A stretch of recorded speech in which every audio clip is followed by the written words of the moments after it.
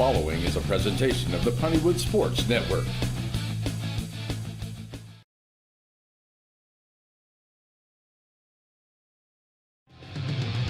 Welcome to the Wright Chrysler Dodge Ram pregame show. Just like the big game, you have to be prepared. And the same holds true when it comes to buying your next vehicle. So be prepared by going to WrightChryslerDodgeJeep.com. That way you're ready to go when you hit the lot. Now it's time for us to get you ready for the big game. The Wright Chrysler Dodge Jeep Ram pregame show starts now.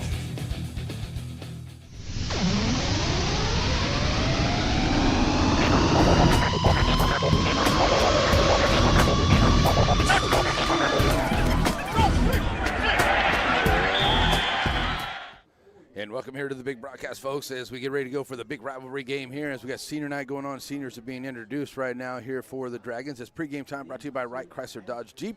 We got our great pregame interview brought to us by Wright Chrysler Dodge with Coach Wallace when we were at Plates of Grace this past Monday, and going to be at Bites and Brews this upcoming Monday with the Joaquin Rams as they get ready to go against Garrison next week. So be ready for that one, as we'll have it for you there as well. But we're at this pregame time right now, so let's get ready to go here as we're ready to rock and roll here this afternoon, as it is the Joaquin Rams taking on the Shelbyville Dragons. Big rivalry game. It's Halloween night, and it's going to be a great night here, and the stands are packed, and the parking lot is full. It's going to be a loud, fun night here in Shelbyville. So let's get this thing going here, and it's pregame time here on your home for the Pontywood Sports right here on a NETSN.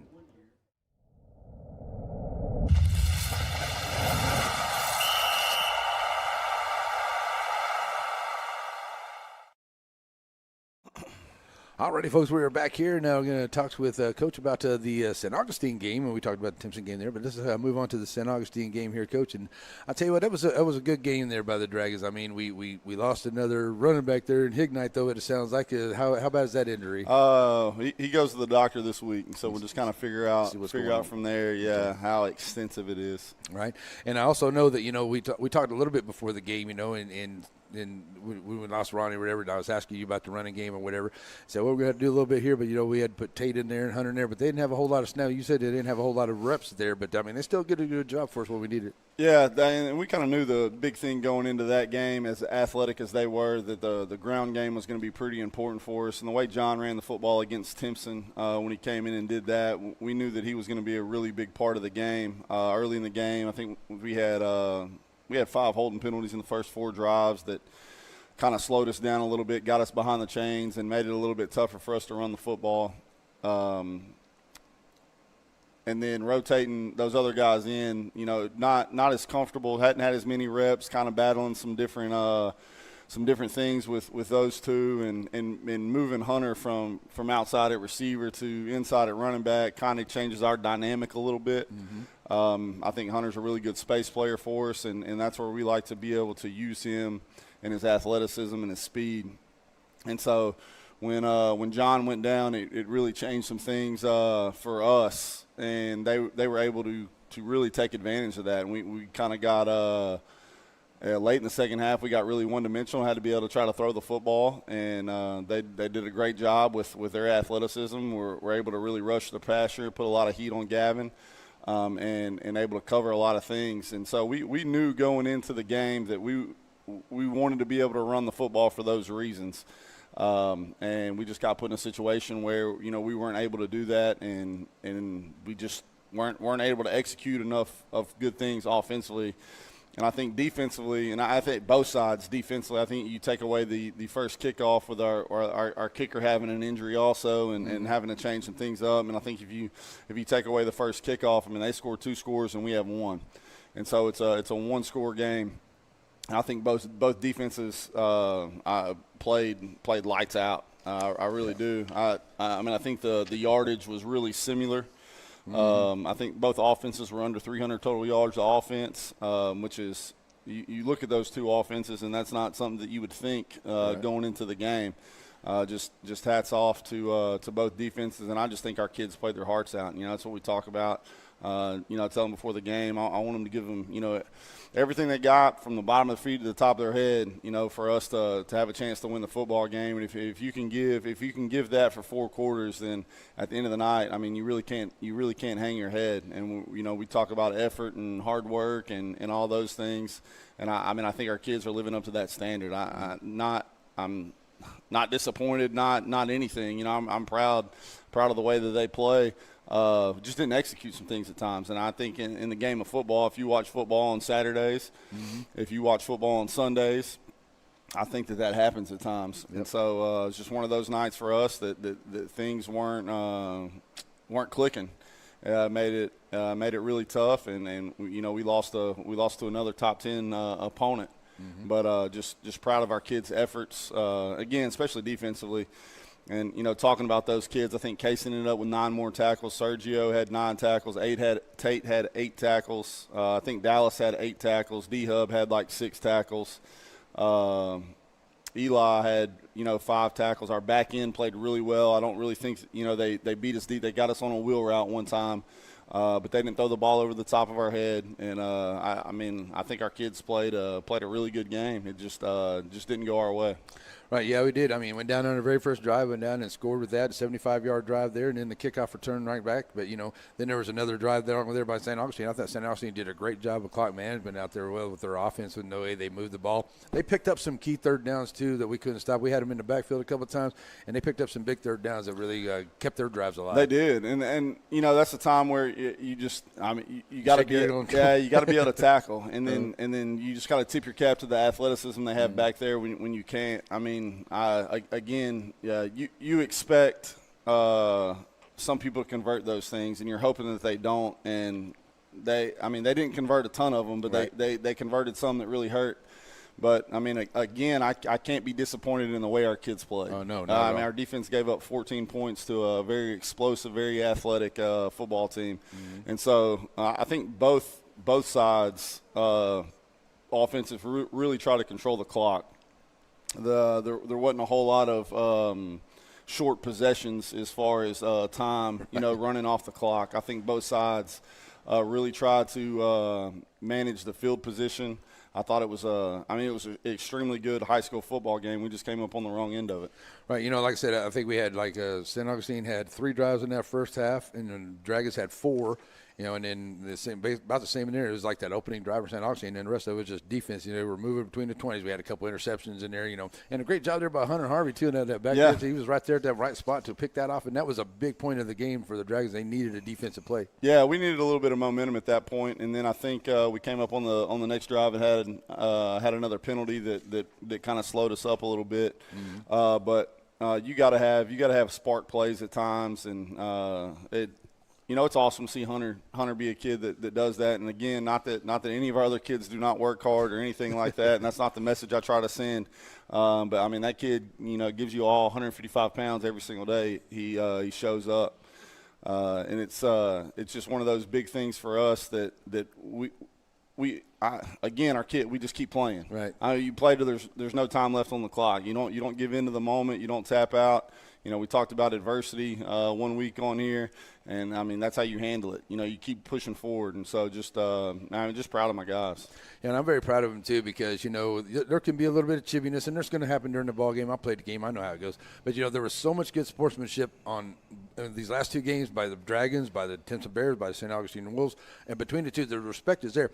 And that's what you have to look at too, because I see the points that we scored to some of these other big schools, and then you get down here in our district, and now it's all defense because we're not scoring those 30 points. Nobody really is. Everybody's kind of like on that 14, and they're getting these kind of drives where, you know, you're going between the 20s, but we're shutting it down. And I think a lot of that is we talked about this, I think, familiarity, you know, between the opponents. Right. We've been coaching against these guys for a long time now. They've been coaching against us. And so you start, you know, getting a really good feel for your opponent.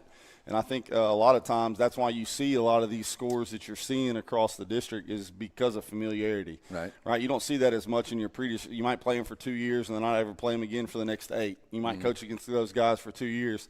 So there's some stuff you got up your sleeve that they've never seen. Well, there's a lot of this stuff that these other coaches in the district, 5-6 years of watching film and being around and you playing them, and that they kind of understand how you try to attack different things when you get in certain spots of the field. And I think that has a lot to do with it. And I just think the level of play in this district is unreal. I mean, I think that's the next thing is across the board, the level of play of every team in the district is to me unmatched. Right. I mean, every Friday night when you walk out there, there's not a night off. I mean, you can't just roll your hat out there and expect to win the game. You're not telling your starters, hey, look, guys, we go out there tonight. You play us real hard for a half, and we'll start rotating kids out there. That's not the game. And so it gets your blood pressure up. It's really tough, but it's a lot of fun. It's why you do it. Right, definitely. And I tell you what, too, there's a young man back here. There's a picture of over here on the other side. I hope that he had some other people looking at him, and I hope that he still continues. Yeah, man, he gets after him. He's a big kid, 305 pounds, 6'2", and plays every snap both ways. Doesn't ask to come out of the game. Gets mad when you take him out of the game. He's another kid that works as hard as he can. Kind of reminded me of Miles Garrett the other day. It's Cleveland, right? He got mad out of the game. He works as hard as he can every single day when he shows up. He's a great kid. One of the seniors that we have, and he's going to be a kid that we miss, and hopefully he can find a spot to play when he gets done with us. I tell you what, and he's got a little brother that I hope he's bringing crew up to be just like him, because he's going to be really good, that's for sure. I tell you, Coach, that was a great game the other night, and I'm really proud of the Dragons. Like I said, just come out on the wrong end. They're playing a very good team again in St. Augustine, and they're looking really good here this year. They're going to have, I think, Hemp Hill coming up this week, and we'll get on to Joaquin. We'll talk about that coming in here a little bit. But now that we have a few things that are a little bit different there, you have to give away anything here, but we're going to have to change up a little bit of how we do some stuff on offense coming up this week, huh? Oh,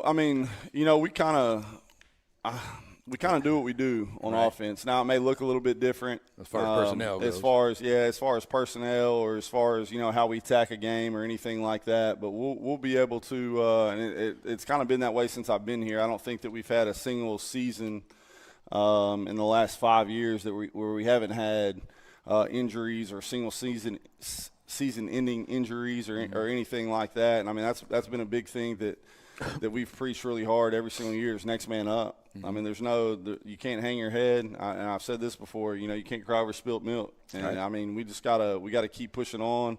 If we hang our heads because, somebody's out, that hurts us as a team and it hurts us in the next game. And that person that's out wouldn't appreciate us not playing hard for all the hard work that they've put in. Right. And so it's going to be one of those things, next guy up and find a way to get it done.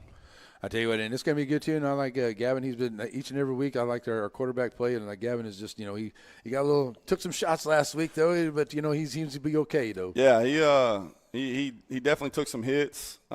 He's learning new things every week. I say he's growing every week. He's getting better every week. He's learning how to play different opponents every week. And I think playing St. Augustine is probably team-wise the most athletic team we've played. Maybe not the fastest or maybe not the biggest, but I think across the board, 11 dudes over there on the defense side of the ball, extremely athletic. And I think that that game definitely taught him something.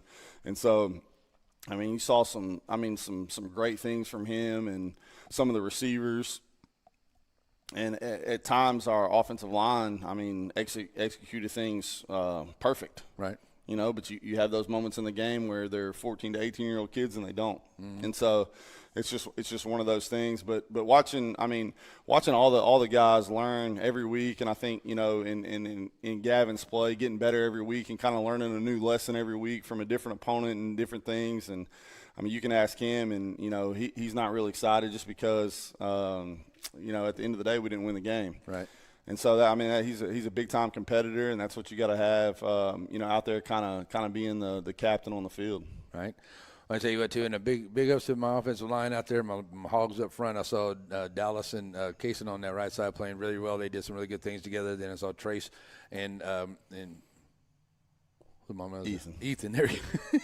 Sorry, man. So Trace and Ethan over there, and they were doing some other good things too. So they were opening up some spots for us, and we were getting some good running lanes out there. And I think the offensive line did really good. Just got to keep plugging away at it. I think the biggest thing for us in the game was not being able to stay ahead of the chains. Mm-hmm. We had a lot of penalties that kind of hurt us field position wise or like on the down and distance. I think if it's a game where we can stay ahead of the chains, we were 3, 4, 5 yards a carry, which in a game like that's really good. And then we bust the big 25, 30-yard run, and then John breaks his arm, and now stuff gets shuffled and we start moving stuff around. And so just when the run game started to hit, right, we have the big injury.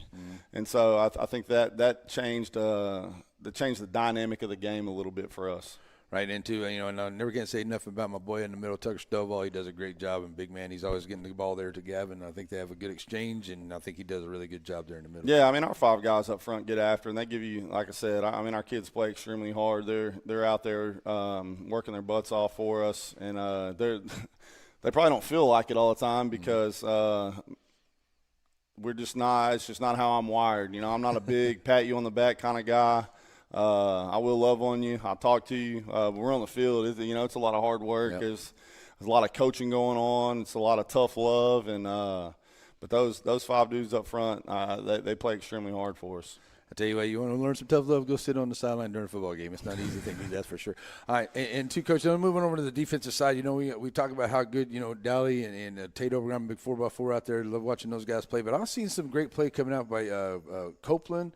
And see also Hubbard and J.D. Sewell, those guys in there too. They're playing out there. I mean Copeland. I mean he did knock away that one long pass there. He was there in time. He did perfect. He was stayed. He gave him plenty of space. Knocked it away. He did a really good job there. He get that Timpson there at the end. Yeah, the big the big thing going in the bye week. We had some problems in the back end. We're giving up a lot of big passes and a lot of stuff over our head. And we had a lot of conversation or long conversation in the office about things that we can do a little bit better, how we can practice that a little bit better. And I'm always bouncing ideas off of Coach Stone, and then he's got to figure out what to do with them.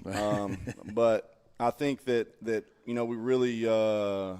really went to work on that, him and then Coach Harrington in the back end and kind of got some things straightened out. And I think in the last few games in the back end and our secondary have been a whole lot better. Yeah. I think it's been a lot cleaner play.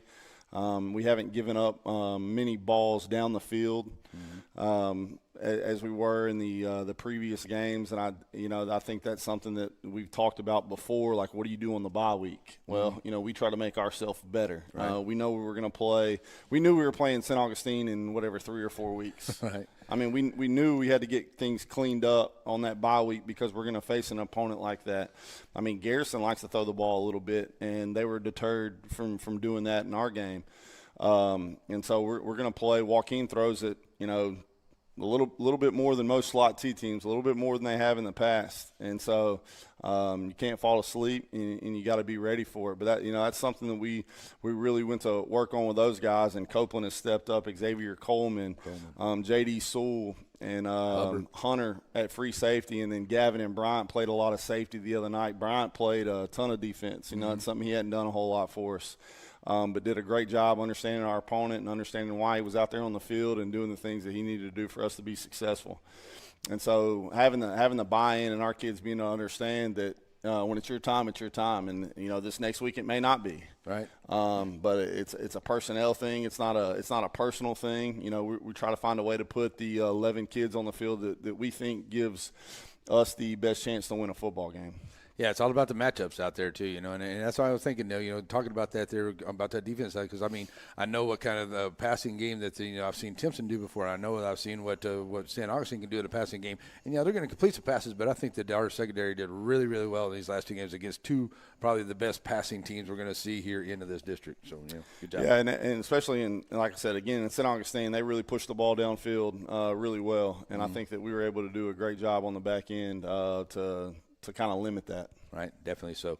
All right, Coach, well, let's move into our next leg here, and let's talk about the big one coming up here. It's against the Joaquin Rams, and we know how big this is here. Joaquin got a big win against Timpson on their homecoming there, so, here comes the Rams in, and last year was a great game. We didn't have DJ last year. Gavin McDonald got his first taste of things out there, started off good, but, Joaquin was able to get that win there last year. So coming to our house, it's Halloween. It's going to be a good night for football here. Yeah, it's an exciting game. Both of these communities get up really big for this game. A lot of them live in Huxley, really close. Right. Have different cousins and family members that live on one side of the road or the other. One of them bleed red, one of them bleed blue. Yep. And so it's for a lot of these people, it's bragging rights for the year. It's all these different things that people like to talk about in these big college football games. You got Oklahoma and Texas or A&M in Texas, and it's that kind of rivalry within the communities, and so it's a big game for both of them. Kids are fired up, ready to play. It didn't exactly go how we wanted it to in either game we played last year, and so you got to sit on that for an entire year. And so I know I know it gives me a little bit of motivation. We're hoping that it gives our, I don't know, 60-odd kids that are in our high school program a little bit of motivation this week and understand kind of what's at stake and what we're playing for. And also, I mean, again, in this district and the way it's going, like this is a big implication on playoff spots. Right, yeah. And so not only is it a big rival game, it kind of extremely matters on – win or lose this game, and it kind of sets you up from. I think you can still finish anywhere from second to not in. Yeah, definitely. And so it's one of those things that this game has a lot of meaning in a lot of different ways. Yeah, definitely. And I know that putting the schedule together. This is the first one I want to find out what day that is. It's Joaquin and Shelbyville. It's already on the schedule. That's the first one to put on there every year. You have to, because it's a great rivalry. And that's what I was going to get with you, Coach, because it is. I mean, right now it's St. Augustine and then Garrison and then Joaquin and then Shelbyville in there as the top four. But, the way that's going to go down here this week is, we have Timpson is at Garrison, Joaquin, Shelbyville, St. Augustine, and Hemphill. St. Augustine obviously has to be favored to win that game out there. But we get Hemphill next week to the Dragons, so you definitely have to be favored there. But this is probably that one big game here right there that's just – because, even next week you can't really say that, because next week you got Garrison and Joaquin, which will be there for that one on Thursday. And then we'll be in Timpson for St. Augustine and Timpson on Friday night. So those last two, you're still still flipping a coin here. And you have, Garrison and Timpson's a big rivalry game. Yeah. So you throw everything out the window. Both these games, both games, all four schools are going to play as hard as they can. Right. It's a little bit different in those rivalry games and how kids' emotions and everything else, the adrenaline and everything you add into it on Friday night. It's senior night at our place. That means a little bit something to some of these kids. And so, you can't load the plate up anymore unless you stacked homecoming on top of it too. Right. And so it's going to be a big night. Wright Chrysler Dodge Jeep in Center proudly supports all the students and schools of the Piney Woods. Stop by the lot and feel free to check out all the wonderful vehicles we have to offer, no matter what adventure you're planning on taking. We have a wide selection of used vehicles and a service department that can service your vehicle. Get all the info you need about your next vehicle online. That way you're prepared for your car deal when you hit the lot. Wright Chrysler Dodge Jeep in Center. You know that Center Glass can fix your cracked windshield. But for the experts at Center Glass, fixing a windshield is just the beginning. Center Glass can also renovate your bathroom, turn your fixtures and shower into something entirely new and unique to your home. Whether it's with family and friends or just some time to yourself, summer is better on the water. And Farmers State Bank has exactly what you need to make those dreams come true. Learn more at fsbctx.bank.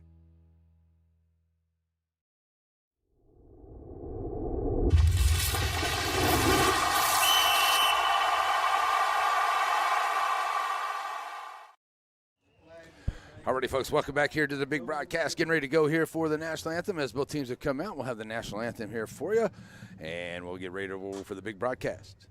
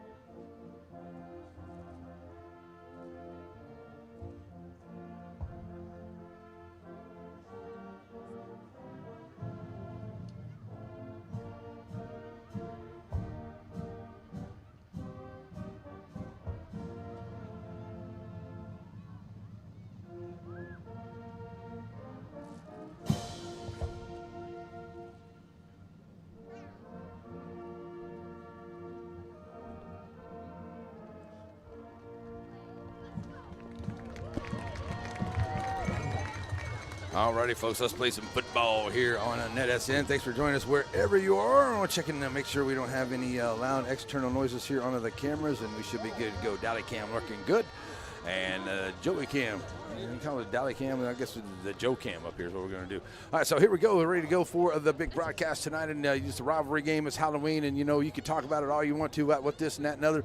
It all comes down to let's just play some football, and that's what it's going to be here tonight on this big ball game for both of these squads. Big playoff implications here. Dragons sitting in that number 4 spot, trying to get to number 3 here. Joaquin trying to hold on to that. And the Garrison and Timpson going on, and the Battle of the Toyac going on tonight. So big games all over the place. As San Augustine has already won the Division 11 2A District Championship. Congratulations to Coach Barnes and to the San Augustine Wolves. They have really put in the work over the last few years, and this is a big championship for them. And a very, very good job there by the Wolves as they win that district championship yesterday. So let's get ready to go here for a big ball game here tonight. And I'll tell you what, this is going to be what I like to call the slobber knocker between these two teams, because it's just a big rivalry. We've seen them last year. We've seen them in the playoffs, and now the big crowd out here tonight as well. Coming up at halftime, we'll have our Farmer State Bank halftime performances by the Joaquin Band, and the third place in military marching Shelbyville Dragon Band. They will be, and congratulations, by the way, to the Beckville Bearcat Band. They were number 1 in marching band. That was really pretty awesome, and that was a great job at Garrison. Come in 5th place there, so congratulations to the Pineywood Schools on the band performances here. As I said, Shelbyville taking 3rd in that there. All right, so let's go. Who we got out here for captains? It looks like Dallas Murray, Sergio Reyes. Number 44, that is Tate Obergon, that's 4x4. And number 55, that would be Mr. Barnes out there for the Shelbyville Dragons. On the other side, Runnels. Let's see, we got Trenton Runnels. And number 54 is Carson Rogers. And it looks like this Joaquin has deferred. They will take it to second place. Runnels, Rogers. Is that Kilpatrick, number 53. And number 87 is Rios. Will be the captains here for the Joaquin Rams. All right, Dallas down on the sidelines. And I meant to talk to Dallas because he does a really good job down there. And I wanted to tell him, say, anytime there's a penalty flag down there, immediately go to the ref. I want to see that. That's the shot that I want to get down there, because that looks really good down there. So we'll see if we can get on that, and I'll remind to talk to him about that. One other thing here, another great thing we found out today, that some good folks in the downtown square, they own that wonderful, wonderful theater called the Rio Theater. We love going to the Rio Theater. I love going there and watching movies and the balcony seating and all that. So go check out the Rio Theater tomorrow night. Guess where I'm going to be tomorrow night? I'm going to be at the Rio Theater watching the classic Back to the Future on the big screen. That's where I'll be. Come have some popcorn with me, all right? Here we go. Let's play some football tonight, though. Are you ready? I know I am. Oh, loud, loud, loud here tonight. All right, so the Dragons will get the ball first to start off. Hunter Harvey. Back deep. Who else is back there with him? That looks like Scarborough back deep as well. Ready for the kickoff.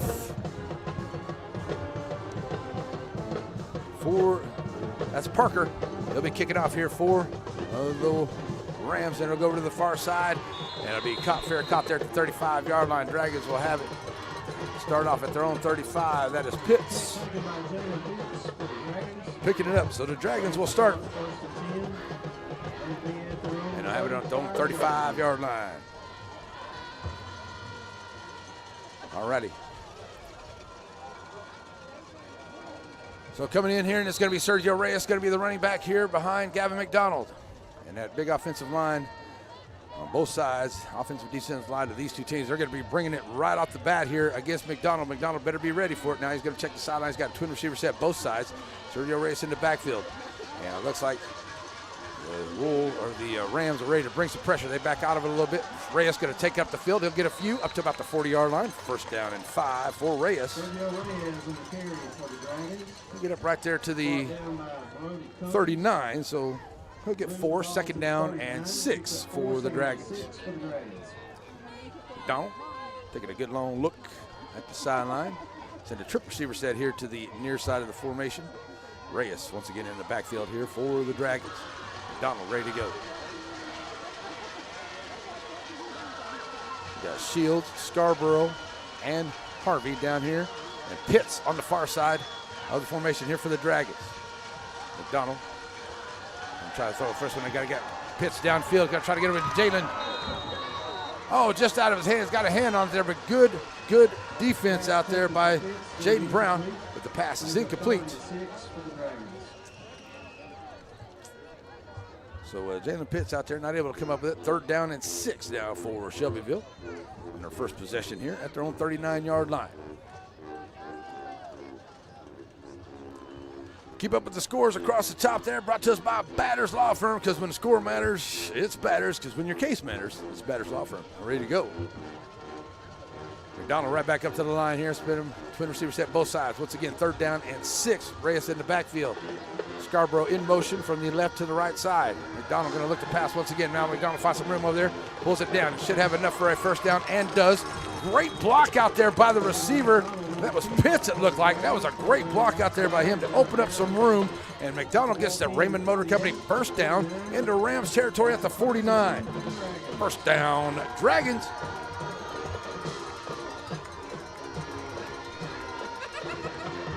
.11:07 on the clock here, folks. Oh, Dallas is moving, so I'm going to get back here to the Joe Cam. Here we go. McDonald handing out to Reyes. Reyes straight ahead, following that right side there behind Dallas Jones and Kason Lee. And Reyes going to take it up to the 45-yard line. He'll pick up about 4. 2nd down and 6 for the Dragons. Bring it up 2nd and 6 for the Dragons. Keeping that clock rolling. So ready to go here for Shelbyville. McDonald ready. Scarborough in motion, left to right. Handing out to Reyes. Reyes with some room here to the near side. Oh, what a great tackle here. And I'll tell you what, that was probably a saving tackle over there for a lot of yards. Trenton Reynolds right there to make the stop. It takes it up to about the 43-yard line. So pick it up 2. So a 3rd down and about 4 here for the Dragons at the 43-yard line.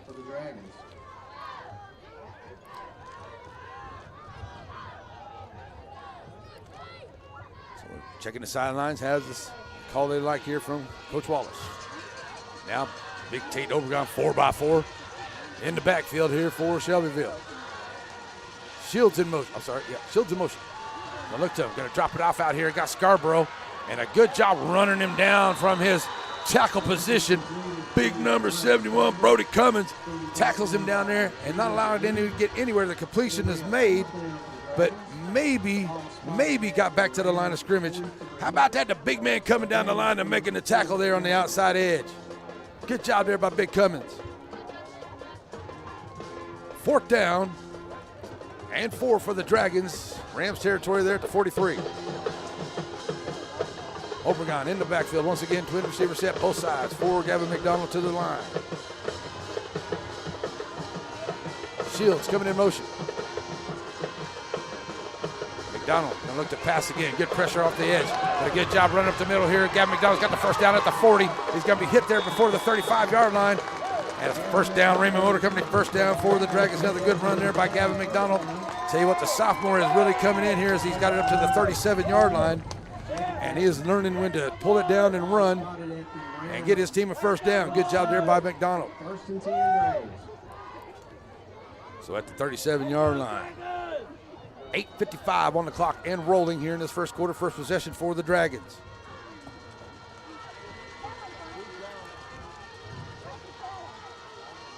Obregon in the backfield. Scarborough motion left to right. McDonald going to look to pass over that one side again. Pulls it down, got his man out there and overthrows him on the pass. So 2nd down and 10 at the 37. 2nd down 10 for the Dragons.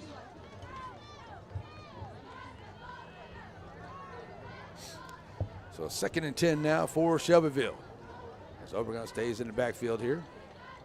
You're going to see Reyes and Obregon running back there, and John Hignite had surgery on a wrist fracture. I believe that's what it was. I don't want to speculate, but that's what it was. So wishing John okay. And so now he's going to see Obregon. He's going to get the ball. He'll take it over to the right side. Big Tape 4x4 running it strong up ahead.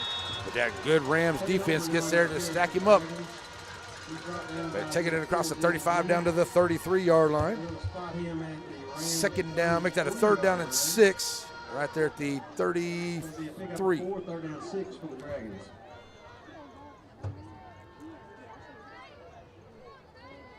Clock continuing to run, getting down close to 8 minutes to go here in this first quarter.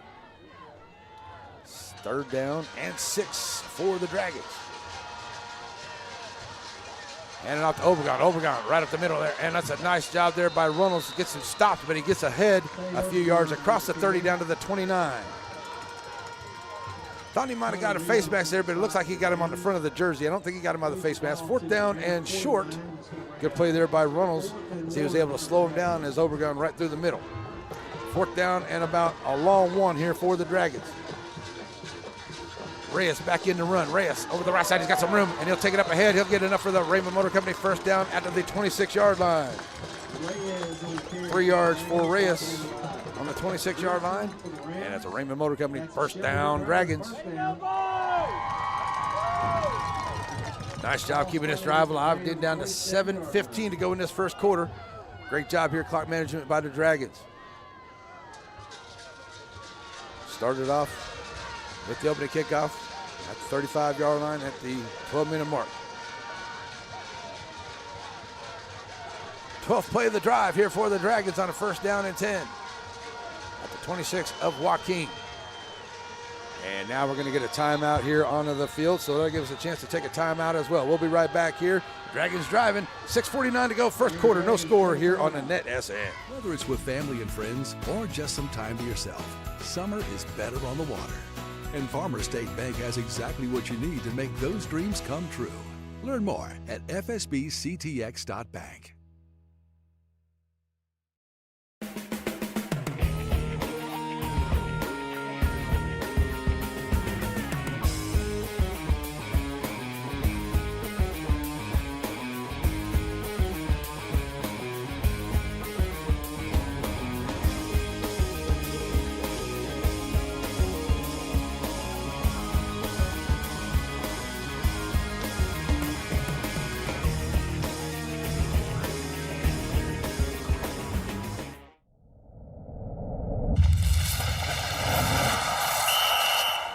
Alrighty, folks, back here ready to go on a 1st down and 10 after the timeout for the Dragons. McDonald bringing them to the line here as Reyes in the backfield. Twin receivers set both sides of the formation.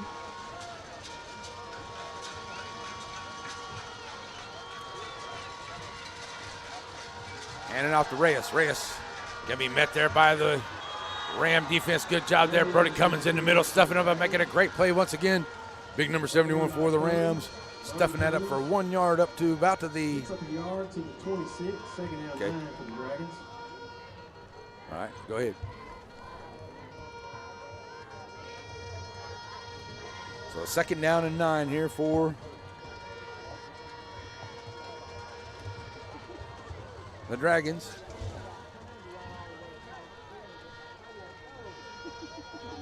As McDonald brings them to the line. Reyes once again in the backfield here. McDonald going to let the throw across in the middle. Oh, a little too strong on the pass there. Try to get him on the catch Pitts on the crossing route. And it's an incomplete pass. That's going to be 3rd down and 9 now for the Dragons. Clock will stop now with exactly 6 minutes to go here into this first quarter. 6 minutes off the clock here by this Dragons drive. Started on their own 35. 14th play of this drive for the Dragons. That's a nice way to do it right there to get started. So 3rd and long now. Big 3rd down here for the Dragons. Got to get this picked up. Going to give it to Reyes. He's going to take it right up the middle, get up close to the 20-yard line, and he'll get met there by Reynolds. And we have an injury onto the field out there as well. So all the way down to right at the 20-yard line, it looks like we're going to spot it. So a gain of 6. That's still going to bring up a 4th down and short here for the Dragons. So we got an injury timeout here onto the field, so we'll take a timeout right along with them. We'll be right back here, folks, on the NETSN. So many things get started at Pizzeria. You start your party off with a pizza from the pizzeria. You get your celebration started. You get your season started. For a lot of us, our passion with pizza started at the Pizzeria, a tradition since 1960s. It's the Pizzeria just off the square in Center.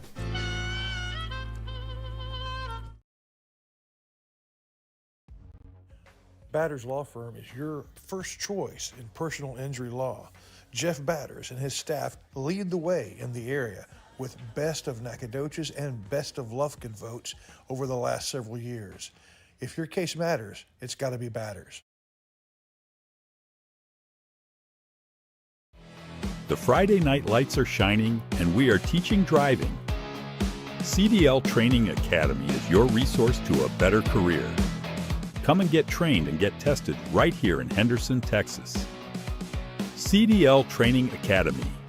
Visit our Henderson, Texas office or online at cdllearn.com.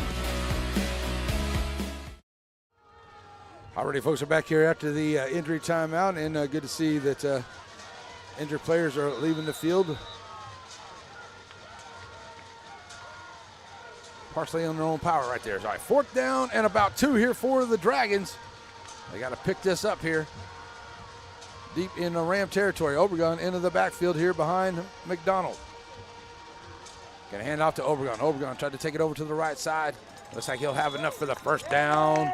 Dragons will get the first down there. Good job, Tate Obregon takes it down to about the 16-yard line.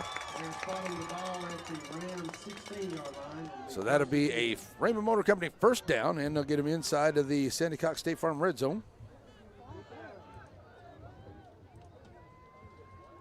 There we go, get the right one on there. Sandy Cox State Farm red zone here for the Dragons. So Raymond Motor Company first down right there outside the 15-yard line. About the 16 here for Shelbyville and the Dragons. Coming back to the line. Scarborough goes in motion. Tate Obregon staying in the backfield.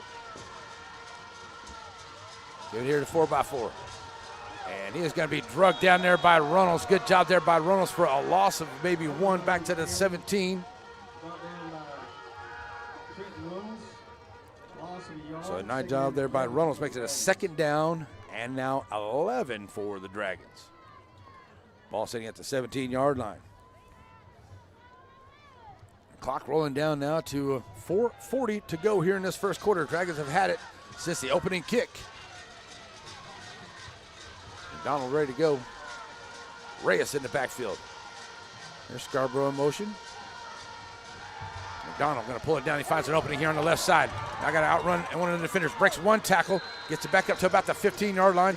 Good job there onto the open field tackle by Kelly, number 7. But on the run, it takes it up to the 15. Down to 4, 3rd down and 9.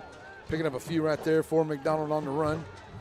And I don't know if Vasquez is feeling better this week. I know he was injured last week, so he's definitely an asset there to have as a good kicker for the Dragons. Here we go, McDonald going to throw it down here in the corner, trying to get it to Scarborough, and it's going to be an incomplete pass. 4th down and 9 for Shelbyville. And they'll have it right there at about the 15-yard line. So if they do try one, it'll be a 32-yarder from here.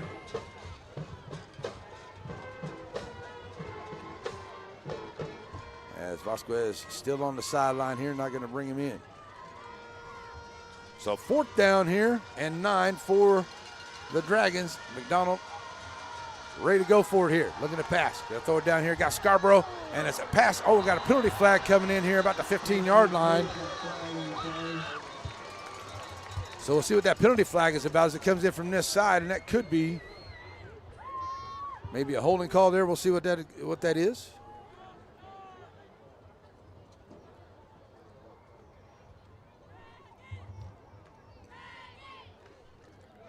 So they're talking about it, and it could be.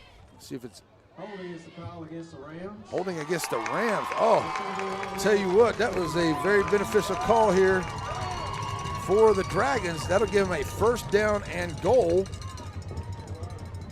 As they take it down inside the 10, it'll be a 1st down and goal right there at the 8, maybe the 9-yard line. I'm going to say the 8-yard line. Okay, first down and goal for the Dragons. McDonald bringing them up with Reyes in the backfield. Handing out to Sergio. Sergio taking it up the middle. Cummins right there to bring him down. But he'll get a couple as he gets up close to the 5-yard line.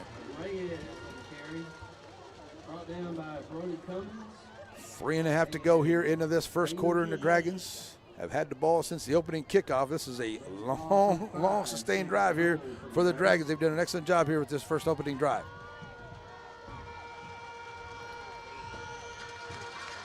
Donald ready to go. Handing out to Reyes. Reyes gets hit there by Rogers, but he takes it up. Might have lost a yard there. He's going to bring up a third down and goal from the 6. On the carry, brought down by Kelly. It's going to be third and goal from the 6 for the Dragons. So third and goal now from the 6-yard line for Shelbyville.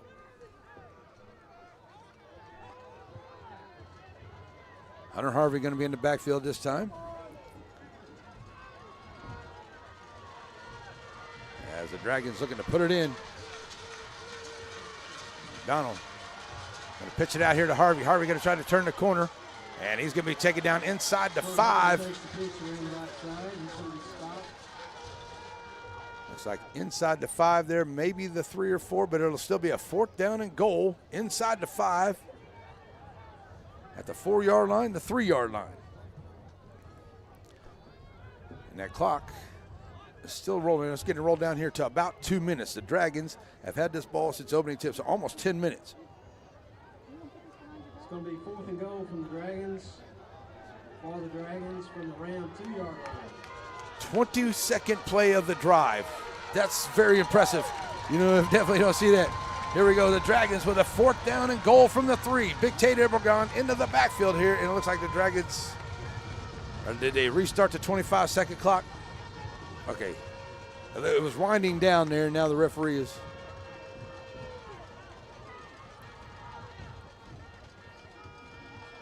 Ref definitely not happy with the group upstairs, so talking about clock thing, I do believe. So anyway, here we go, 4th down. And goal from the 3 for the Dragons. Got to put it in here where the Rams will be able to hold him off, and that's going to be an offsides. Oh, that's definitely not what the Dragons needed right there. That'll back him up to the 8th. 4th and goal from the 8-yard line now. Oh.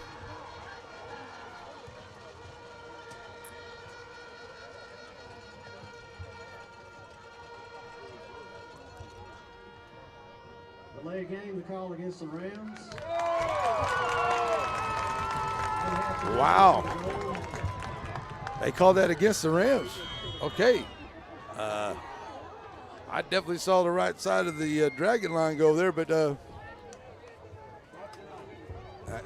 I guess that's the way it's going to go. It's going to be a 4th down with 1:39 to go, and the Rams are going to call a timeout. So we'll take a quick timeout with them. We'll be right back here on the NETSN.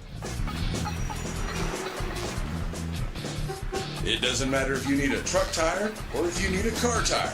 If you need a tire, you call Joaquin Tire.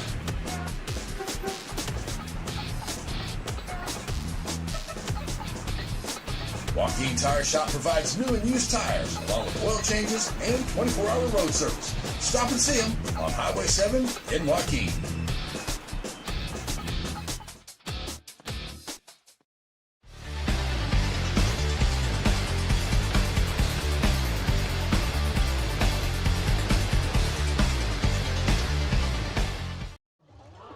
All right, so after the penalty call, that's going to move it 1 yard closer. And I guess maybe they said he was drawn off sides. I'm not down there on the field. All I saw was the right tackle move for the Dragons. But, you know, they said he was offside. But it's still, all it does is move it closer. It's 4th down and goal from about the 1.5 now for Shelbyville and the Dragons. McDonald with Obregon in the backfield here. Going to hand out Tate. Going to try to take it in. He's going to be tackled. Touchdown, Dragons, as Tate Obregon takes it in and scores for Shelbyville on one of the longest drives that I have ever been a part of for the Shelbyville Dragons. That's 23 plays for the touchdown by Tate Obregon from 2 yards out. Wow, that stops the clock with 1:35 left to go here into this first quarter. And here comes Vasquez on for the extra point.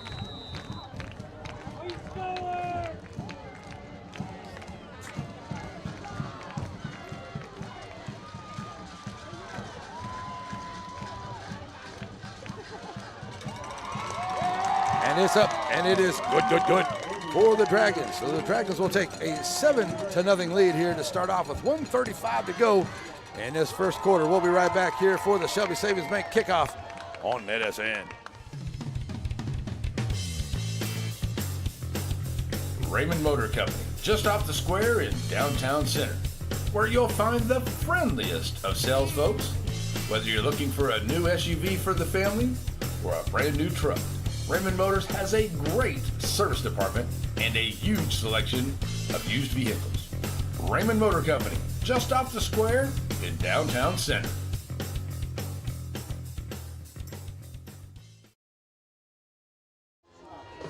All right, folks, we're back here for the Shelby Savings Bank kickoff as we put all this stuff together here for that long, impressive drive there by the Dragons. Tell you what, they had the ball for a long time there, and they got the touchdown.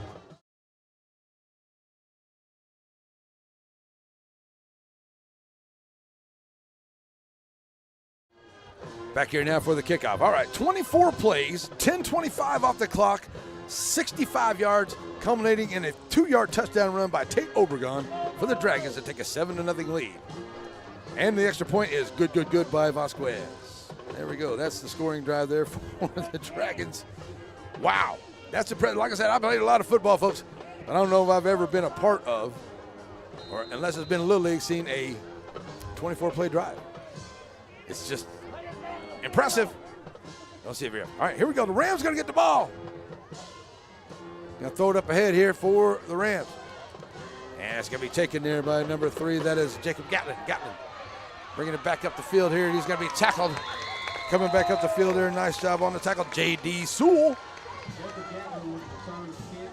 So the Joaquin Rams will get the ball with 1:30 to play here in this first quarter. They'll have it at the own 34-yard line.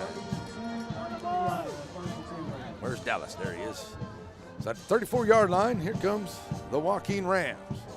Their first offensive possession.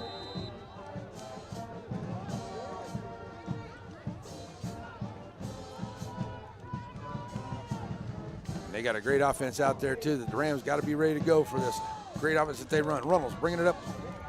Handing off to Cooper Bragg. Bragg going to take it over to the left side. He gets up to about the 40-yard line. I'm going to say maybe the 38. Gain of 4. Second down and 6. For the Rams. They come to the line quick here. The guys got to get Dragons got to get ready on defense. Going to hand off Bragg once again, and he'll take it over to that left side, and he'll be taken down there by the Dragon defense. They're good to get there. That's Hubbard onto the stop, but a nice little run up to the 43-yard line. Like I said, it's third down and about 1 now as we get under 45 seconds to go here into this first quarter. The Rams trying to answer right back. Trying to give that defensive personnel a little bit of a break on the sideline after that long drive by the Dragons. Ronalds brings him up. He's got a hold on himself, and he's going to be tackled there by Obregon as well as J.D. Sewell. He'll have enough for a first down to cross the 45-yard line to the 46. Raymond Motor Company, first down for the Rams.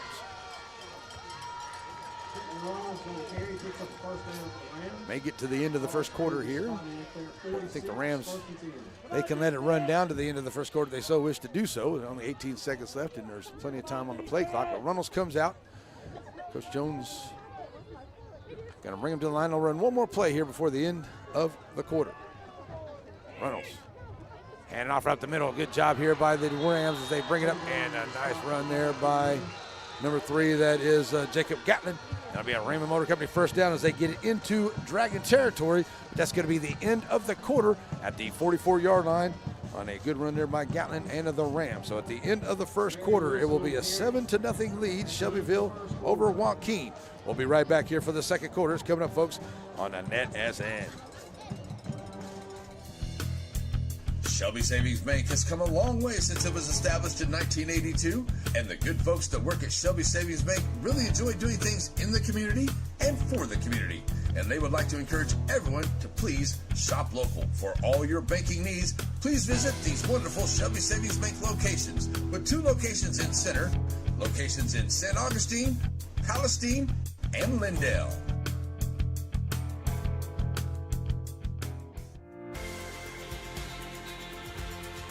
Diamond B Cafe on the corner of Tenaha and Timpson is open Monday through Saturday, 6 a.m. until 8 p.m.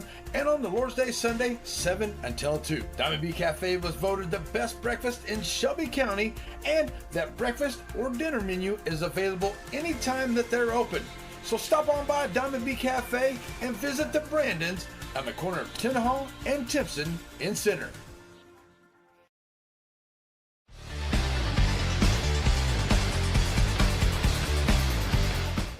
Alrighty, folks, ready to go. Second quarter underway here as the Rams come to the line here, switching in. It's 1st down and 10 here. Going to give out to Gatlin once again. He's going to take it over to the right side. And the Dragons right there to ring him up. Dallas Murray, Kason Lee. Also in there on the stop, Sergio Reyes. Right back to the line of scrimmage here. No gain on the play for 2nd down and 10 now for the Rams.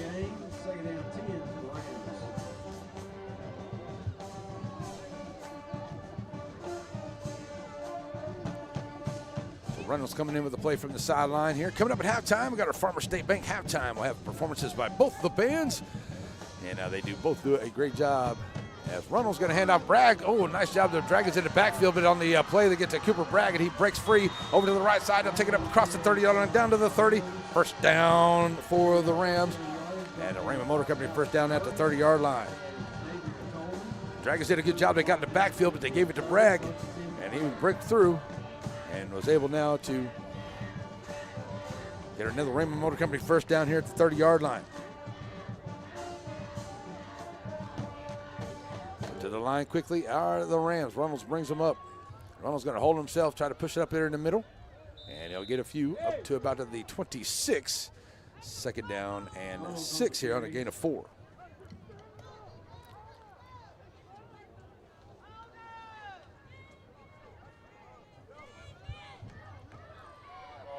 So 2nd down, and we're talking about 2nd and 5 here for the Rams. The Rams haven't attempted a pass yet, but don't put it past the Rams to try it. Man in motion, going to hand off here to Kelly. Kelly bringing it here to the near side. Breaks one tackle, he's down the corner, and got to break another. Breaks it up inside the Dragons right there to meet him at the 4-yard line, but it's a 1st down and goal for the Rams. Inside the 4 on a great run there by Kelly for the Rams. But is there some laundry onto the field? Looks like there may be a laundry onto the field there in over here on the near side. That's could possibly be in the holding area there. Holding is the call here against the Rams. So they're going to call it right there at the 25-yard line. So I'll take it back to about the 35. That'll bring up a 2nd down. Take it back to the 36-yard line on the penalty. So that's going to bring it up a 2nd down and 16 now for the Rams. 10:24 to go here in the 1st half. 7-0 Shelbyville in this very important district matchup. These two teams sit right there in the middle. And St. Augustine won the district title last night against Hemp Hill. Battle they tore out going on Garrison and Timpson. Let's see if we can catch up on a score here in a little while. Here's Reynolds going to look to pass this time. And good coverage downfield, but he's got his man there at the 30-yard line. And a good catch for Cooper Bragg. And they'll take it up close to the 20, down to the 21. A gain of about 15. That'll bring up a 3rd down and about 1 here for the Rams. Great play there by Reynolds, finding Bragg coming across the middle. And he catches it down to the 21-yard line. That's where it's going to be. 15 yards on that was 3rd down and a long 1 here for the Rams. It looks like we're going to get an offsides out there. That may be on the Dragons. And it is. That's the way the referee on this side is pointing. Looks like the Dragons. Offsides call against the Dragons. 5-yard penalty. So 5-yard penalty. That'd be enough for a 1st down for the Rams. As that takes it down to the 16, 17-yard line. And that'll get them into the Sandycock State Farm red zone. And that's enough for a Raymond Motor Company 1st down. Rams come to the line. Reynolds. Hand it off, and Bragg breaks through one tackle, cuts upside, inside the 15-yard line, being taken down there by Matthews and Hubbard. Well, I tell you what, they had an opportunity to have him there in the backfield. Bragg does a good job to get away from him. So the run will take it down. Where are they at? The 14-yard line? There it goes. Couldn't see the referee over there. So down to the 14-yard line.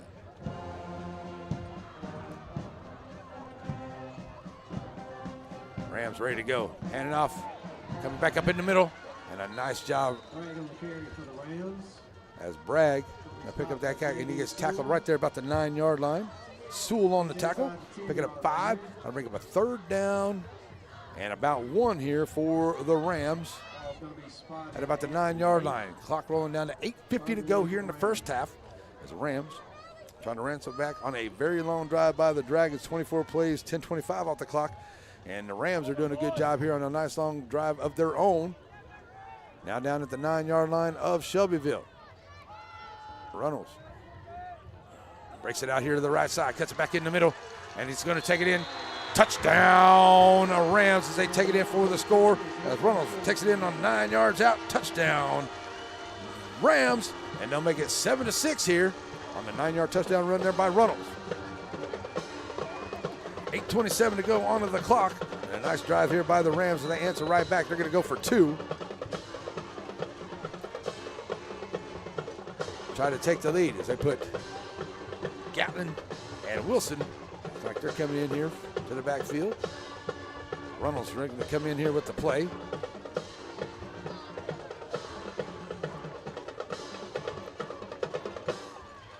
So the 2-point conversion on the way here for the Rams.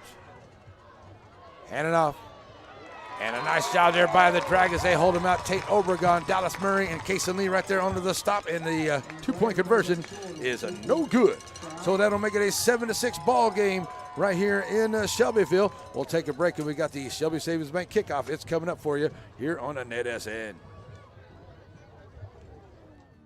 Folks here in East Texas really love their breakfast. Whether you're looking for biscuits and gravy, anything up to quiche, you'll find it there at Plates of Grace Country Kitchen for an awesome breakfast. When it comes to lunch, they'll always have a great special written on the board, or check out the menu for all kinds of great items like the Bubba Club, chicken fried steak, fish and shrimp, or even that mouth-watering hamburger steak. You'll find all these mouth-watering dishes at Plates of Grace Country Kitchen, just outside of Center on Shelbyville Highway.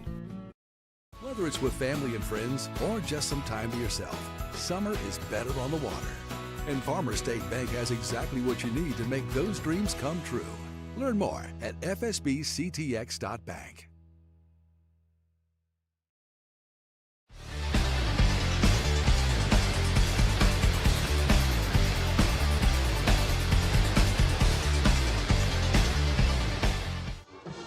All righty, folks, back here ready to go after a nice drive there by the Rams to make it 7-6 here. And it was a 66-yard drive on 12 plays.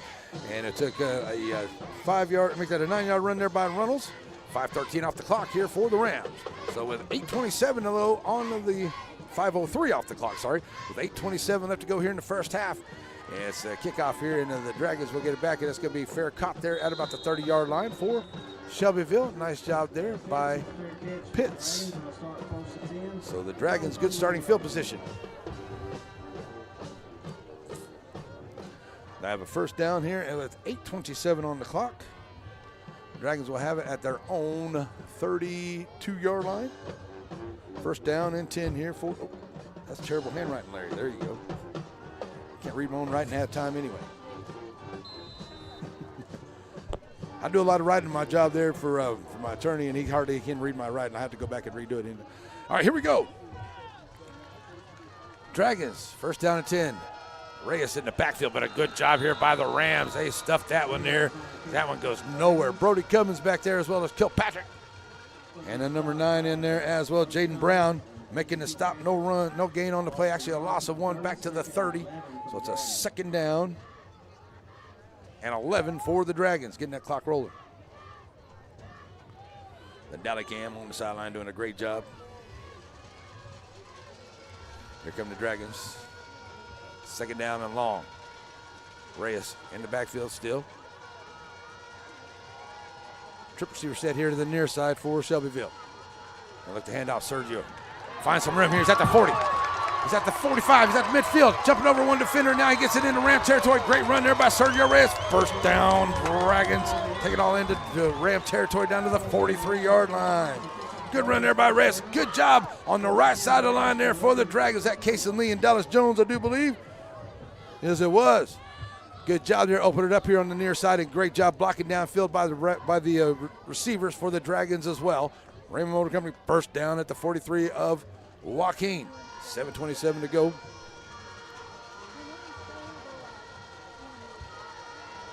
Dallas must have heard me, boy. I tell you what, every time there's a flag, he's right on there and ref out there. Good job, man. First and goal. Gavin, don't look to pass, pulls it down. Oh, has a break out of the pocket and being flushed out now. Still breaks another tackle at the 40-yard line at the 35. Finally being pushed out of bounds. And here comes a penalty flag coming in because it gave him a little shove afterwards. It really wasn't nothing there. But if you push him out of bounds like that, you're going to get the penalty flag. And really, you can let that go if it's me. But you can't do that. So that's where the penalty flag comes in. Great run there by Gavin McDonald. Now, if he really pushed him and got him into the track and knocked him all down over there, I can say, but he was out of bounds when he hit him. That's the legal call. So it was a run out of bounds there at the 36-yard line. And then you get the penalty, which is a personal foul. The late hit out of bounds takes it all the way down to the 21. So Raymond Motor Company first down just outside the Sandy Cox State Farm red zone. And Dallas setting it up there. Getting ready to get some great shots from the red zone. Just outside that Sandy Cox State Farm red zone. Here we go. And I'll tell you what, too, folks, there's a nice lady down there. She does some great shots. Her name is called Cotton Action Sports. If you want to get your pictures done, I'll tell you what, they will do it for you. Here's a tunnel screen to Pitts. Pitts takes it at the 15-yard line, and he goes up ahead, and he'll get inside of the 15 down to the 14. 7-yard gain right there, and that gets him into the Sandy Cox State Farm red zone for the Dragons. Tell you what, I tell you, Cotton Action Sports, I see some of the pictures that she puts out there, man, they are sharp. Sandy Cox State Farm red zone, second down, and about 3 here for the Dragons as Reyes into the backfield. Snap high, give it to Reyes, Sergio. Gavin McDonald hands him the ball, gives him a little shove. I love it. Maybe back to the line of scrimmage right there for the Dragons at the 14, third down and about 3.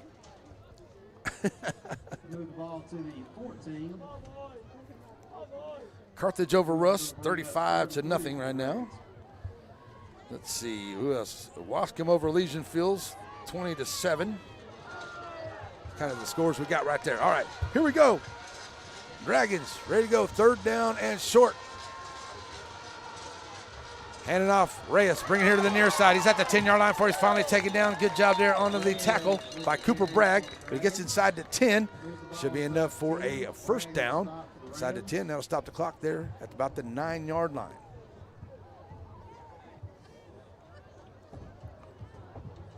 And do we get a penalty flag out there? Some laundry, I didn't see that falling out, but looks like we may have. Let me false start against the Dragons.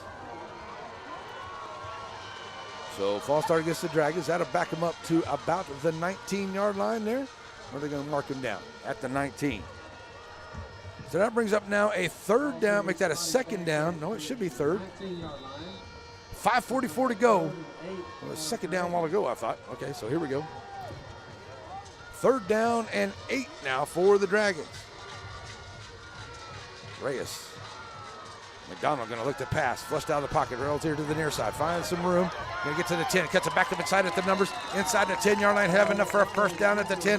First and goal at the 9 for the Dragons.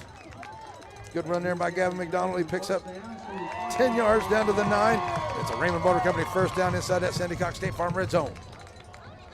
We got the ball spotted at the 5:25 to go here in this first half. 8-yard line, first and goal, Dragons. Did I turn off the ticker? I'm sorry, folks. Here, let's get that ticker back on there. Got to have that batter's ticker up there, don't we? All right, here we go. Get involved in the game. I start hitting buttons. First and goal at about the 9 here for the Dragons. Trying to put it in. McDonald. And look to pass. Goes it across the middle, got his man there. No, it's an incomplete pass. Hunter Harvey incomplete there for the pass.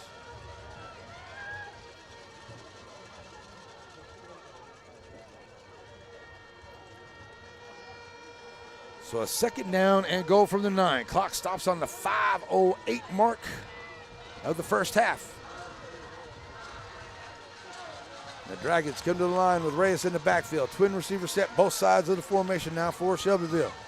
Gavin and McDonald ready to go. Brings a man in motion. That's Scarborough. And give to Reyes. Reyes, oh, nice job there by Brody Cummins. Once again, filling the gap.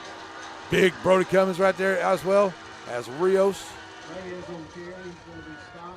And number 54 in on that stop right there, Carson Rogers. And no gain on the play. Third down and goal from the 9-yard line.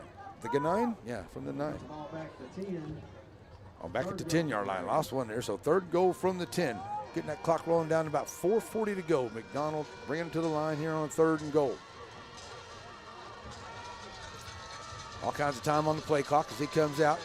Clock rolling now down to 4:30 to play in the first half. Dragons trying to extend the lead here, up 7-6. McDonald pulls it down. Going to try to bring it over here to the near side. Got to break away from a couple, and a good job of hanging on to him there for the Rams.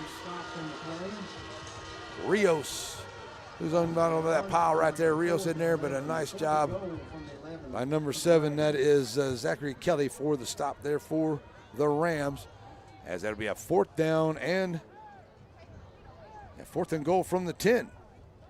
So now coming in is Vasquez. He'll come in here for the field goal, and they'll mark it down there at about the 18-yard line. So a 28-yard field goal on the way here for very good kicker for the Dragons.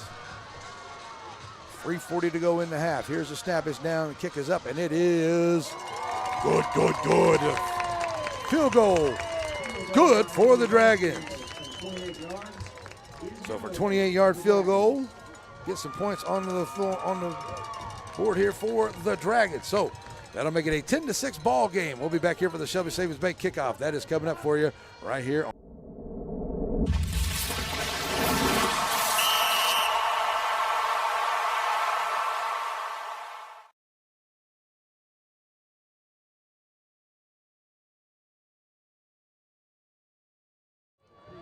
Alrighty, folks, as we get ready to go here, the Dragons now lead it by a score of 10-6. And we'll get ready to go here in the second quarter for the Shelby Savings Bank kickoff. It is on the way. 3:37 left to go here in this first half. Coming up halftime, our Farmers State Bank halftime. The performances by both bands. Joaquin Band, as well as the third place in the military marching band, Shelbyville Dragons, at UIL competition this past week. Here's a kick. It's going to come to the near side. Going to be taken there at the 30. And that'll be a nice job. He's going to bring it back up the field. It's like Dagan Lee, number 4. And that's who it is. So Lee will give Joaquin good starting field position here. Dagan Lee on the kick return. Fade Overgun. 11 plays, just about 5 minutes off the clock here, and a 28-yard field goal there from Vasquez. Makes it 10-0 there, or 10-6, I'm sorry. Joaquin will get it, and they'll have it by Dagan Lee bringing it up to the 43-yard line, and there'll be 3:31 left to play here into this first half, and a good job in that first drive there by Joaquin answering back, and let's see what they can do with it here on their second drive as Reynolds brings them up. Handing off right up the gut there, and a nice job here by the Rams as they get that nice dive play going right up, and a good hit there by the Dragons. Is that Hunter Harvey laying some wood out there. Bringing it up the field there was Wilson on another Raymond Motor Company. First downs, they take it into Dragon territory there at the 47-yard line. Good shot at Tucker Stovall. King Tuck, my boy, standing there on the sideline. Here comes Reynolds to the line, handing off to Bragg. Bragg takes it over to the right side. He gets tripped up there, and hanging on to him there is Dallas Murray, bringing him down as he gets down close to the 40, let's say the 42-yard line for a gain of 5. So it's a second down and a close to 4, between 4 and 5 here. We'll call it a 4.5 As they get down to 2:50 to go, we'll have the 2-minute warning coming up here for you as well, folks, so be ready for that. As Reynolds brings them right back up, ready to go. And that ball squibbling on the ground there, but we may get an offsides. And that'll stop the clock here. The Laundry comes on the field, lots of mustard on the field. Offsides call against the Dragons. And the Dragons are going to get called for that one. That's their second. That's a Raymond Motor Company first down at the 37-yard line of Shelbyville after that penalty flag right there.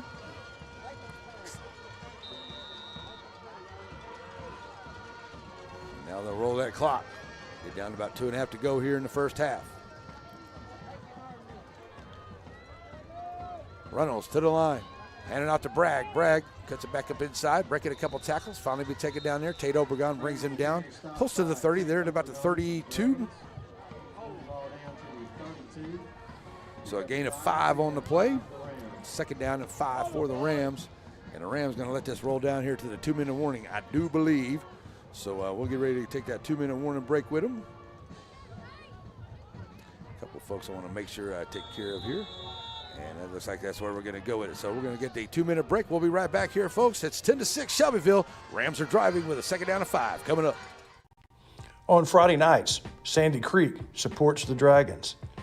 But the rest of the week, they help you transform your little piece of the world.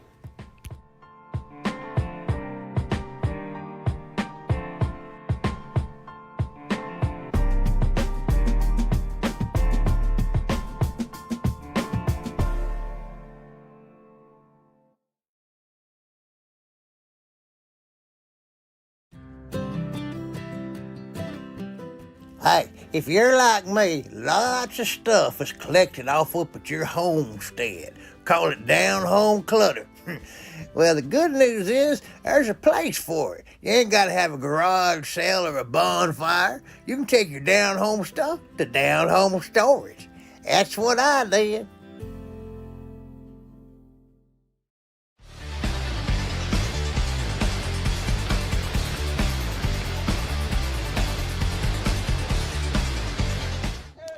Alrighty, folks, back here after the 2-minute timeout. And with 2 minutes to go here into the half, it's a second down and 5 here for the Rams. They got the ball on the Dragon 32-yard line. Reynolds brings them up.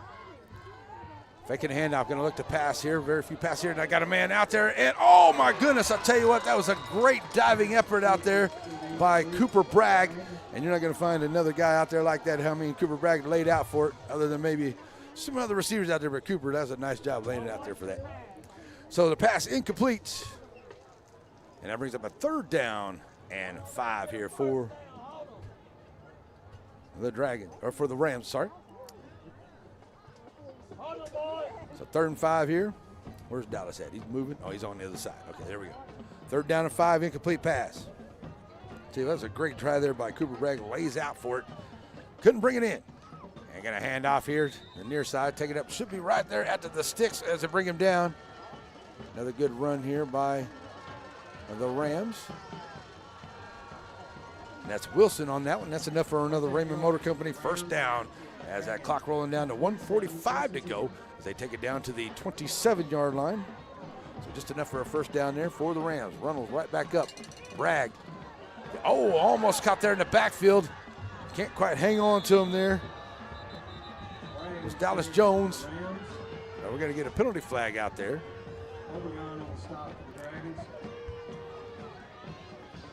So it's a gain of about 4 onto the play.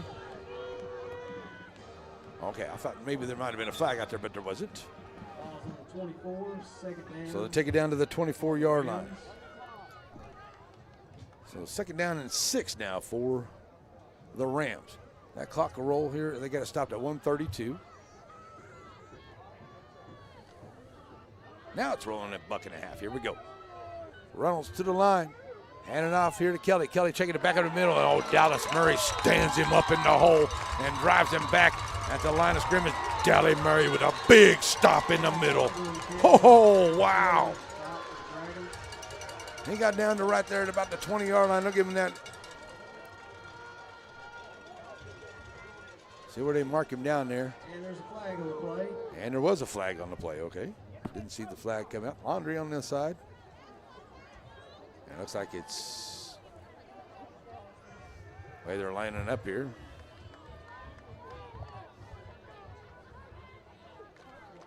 Personal foul against the Dragons.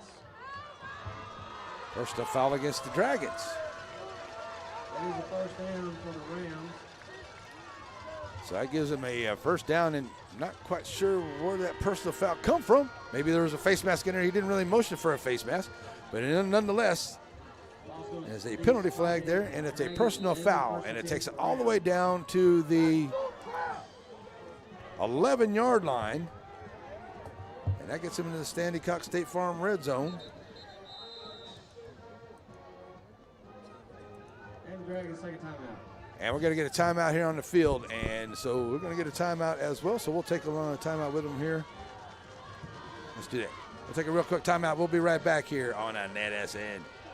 Struggling with mobility, chronic pain, work, or sports injury? At Azalea Orthopedics, our team of highly trained physicians specialize in complete orthopedic care, pain management, sports medicine, physical medicine, and rehabilitation. If you've sustained a bone or joint injury, have mobility or movement problems, struggle with pain, contact Azalea Orthopedics. We're conveniently located across East Texas, serving 18 counties. When visiting your doctor, urgent care, or hospital, you have a choice. Demand Azalea.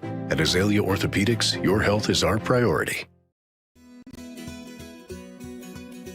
Joaquin Ram fans know that Kay's Hardware is the Joaquin supply store. You can search high or low, but eventually you will see the signs. Kay's Hardware is the key to finding what you need for your job. Located at the 42 where Highway 84 divides itself, it's Kay's Hardware back at the Rams. Alrighty, folks, back here after the timeout. See, Garrison's up 23-14 over Timpson right now in that ball game. And after the personal foul, it's a Raymond Motor Company first down. Get him down into Sandycock State Farm red zone right there outside the 10-yard line of the 11. And here's Bragg taking it around the other side. He's going to be chased down there from behind by Dallas Murray at about to the 6-yard line. Down to the 6. Second down and 5. That'll roll that clock down to right at 1 minute to go here into the half. The Rams going to try to put up another score here to see if they can take the lead for the end of the half. Runnels quickly handing off first man through, but the Dragons right there to stop him at the line of scrimmage. No gain on the play this time for Wilson. Clock rolling now down under 40 seconds to go. Third down and goal right there. They can get a first down at the 1 yard line, can't they? I'm sorry. Second down and about 6 now for the Dragons, or for the Rams. They can get a first down here. Bragg going to turn the corner, cuts it back outside, jumps up in the air, and he's in for the score. Touchdown. Cooper Bragg takes it over the top and jumps into the end zone. Touchdown for the Rams, and they'll take the lead 12-6. Nice job, Cooper Bragg. Takes it around the corner and takes it in for the scores. He jumps over everybody and takes it in over the goal line. And now a chance to take a 4-point lead here with a 2-point conversion on the way for the Rams.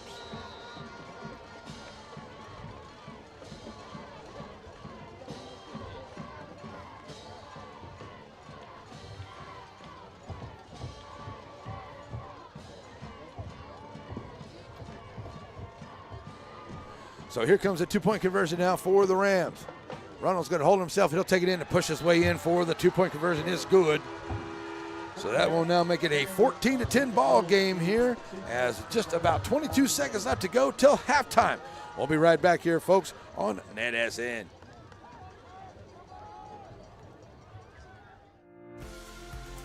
Sandycock State Farm Insurance in the Center has the agents to take care of all your insurance needs. They remind you to update your policy after a life change, never put off the death policy conversation, and always have home insurance or renter's insurance.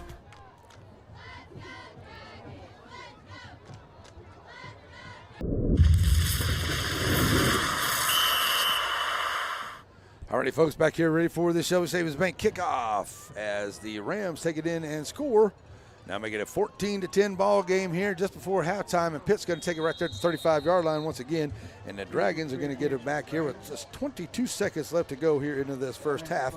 They'll have it at their own 35-yard line, and a nice drive there for the Joaquin Rams. 11 plays, 3, can't read my own right here, 3, 3:11 off the clock. 2-point conversion is good, and it culminated in a 6-yard run there by Cooper Bragg. That's where we got that touchdown from. And we got a timeout on the field here. It looks like we got a timeout here before the start of the play here. So that gives us a chance to take another timeout along with them. We'll be right back. At Aurora Concepts, we offer full-service primary care. And we provide physicals for student athletes for every sport. Aurora Concepts, let us take care of you. It doesn't matter if you need a truck tire or if you need a car tire. If you need a tire, you call Joaquin Tire.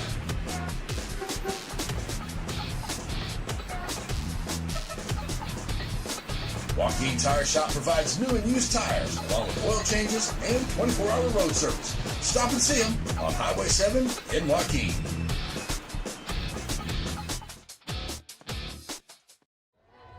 All righty, folks, back here ready to go now for the first down play here for the Dragons. They'll have it first down and 10 on their own 36-yard line. McDonald going to empty out the backfield here. With only 22 seconds left to play here into the first half. And 14-10, ball is loose there onto the ground. McDonald have to eat it. So that's a loss on the play back to the 33-yard line. Second down and 13. And they'll just let that clock roll, and this should get to the end of the half as Joaquin will get the ball to start the second half as Shelbyville 10, Joaquin 14 here at halftime. And our Shelby Savings Bank, our Farmers State Bank halftime is on the way. What a great first half by both these teams.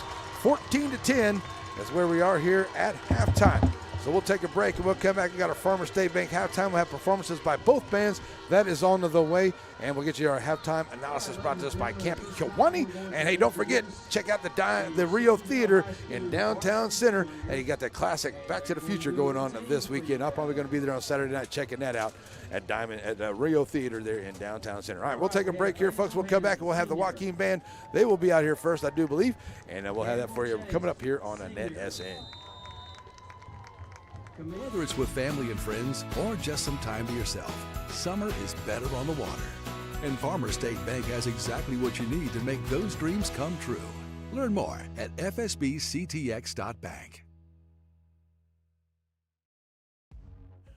Batters Law Firm is your first choice in personal injury law.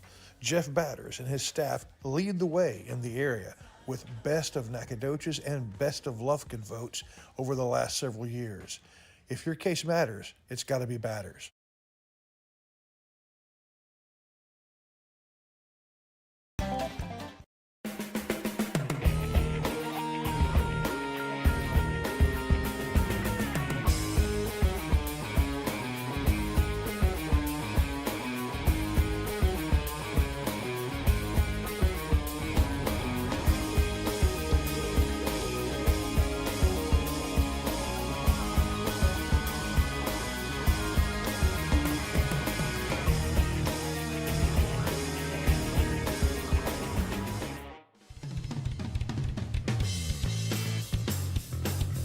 Raymond Motor Company, just off the square in downtown center, where you'll find the friendliest of sales folks. Whether you're looking for a new SUV for the family or a brand new truck, Raymond Motors has a great service department and a huge selection of used vehicles. Raymond Motor Company, just off the square in downtown center.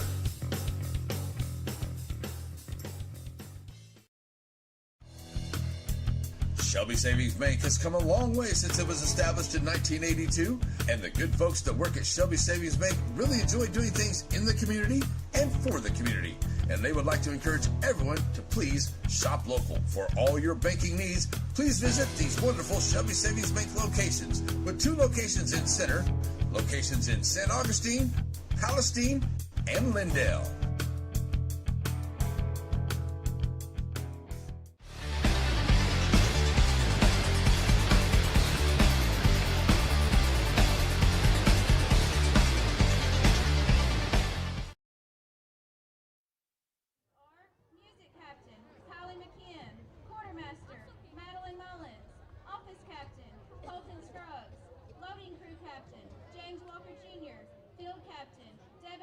Conger.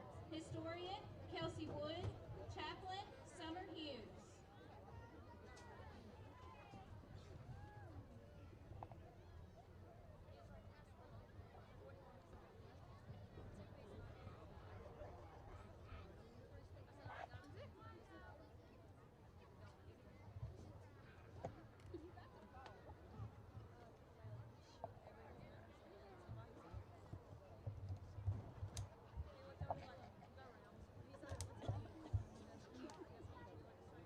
Introducing our 2025 Joaquin High School Twirlers.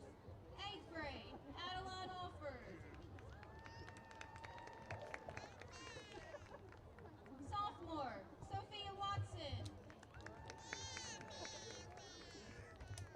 Junior and head majorette, Kaylee McCarty.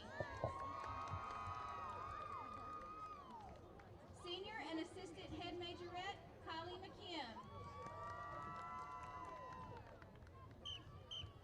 The twirlers will now perform to Ghostbusters.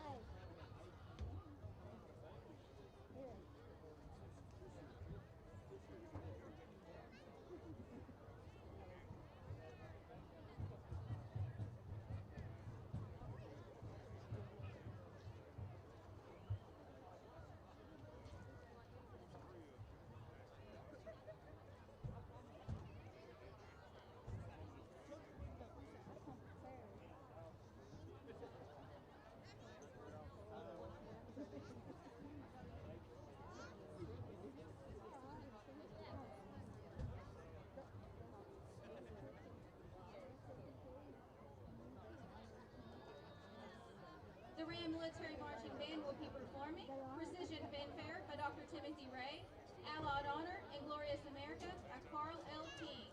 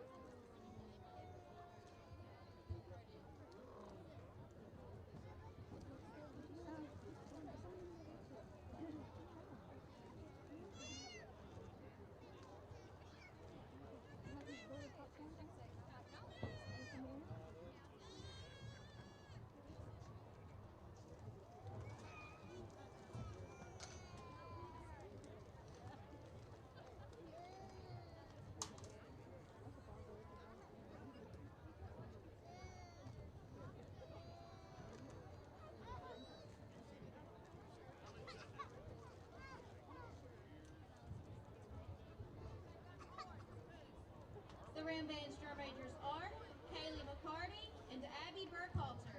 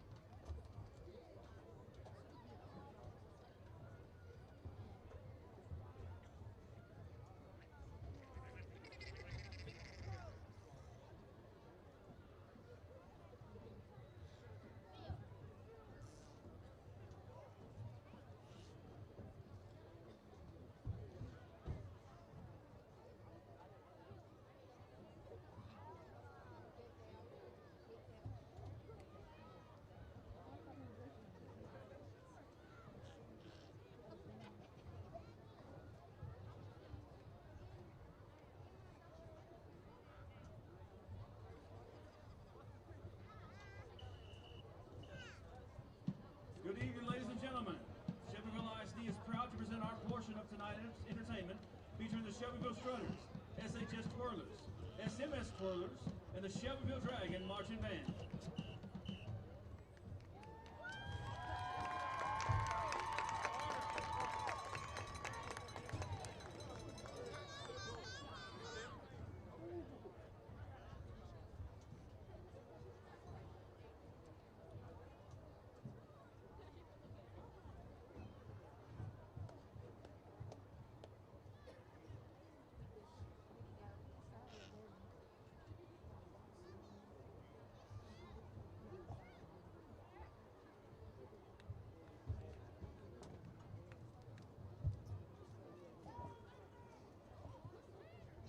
We'll begin our performance tonight with the Strutters and the combined high school and middle school twirlers.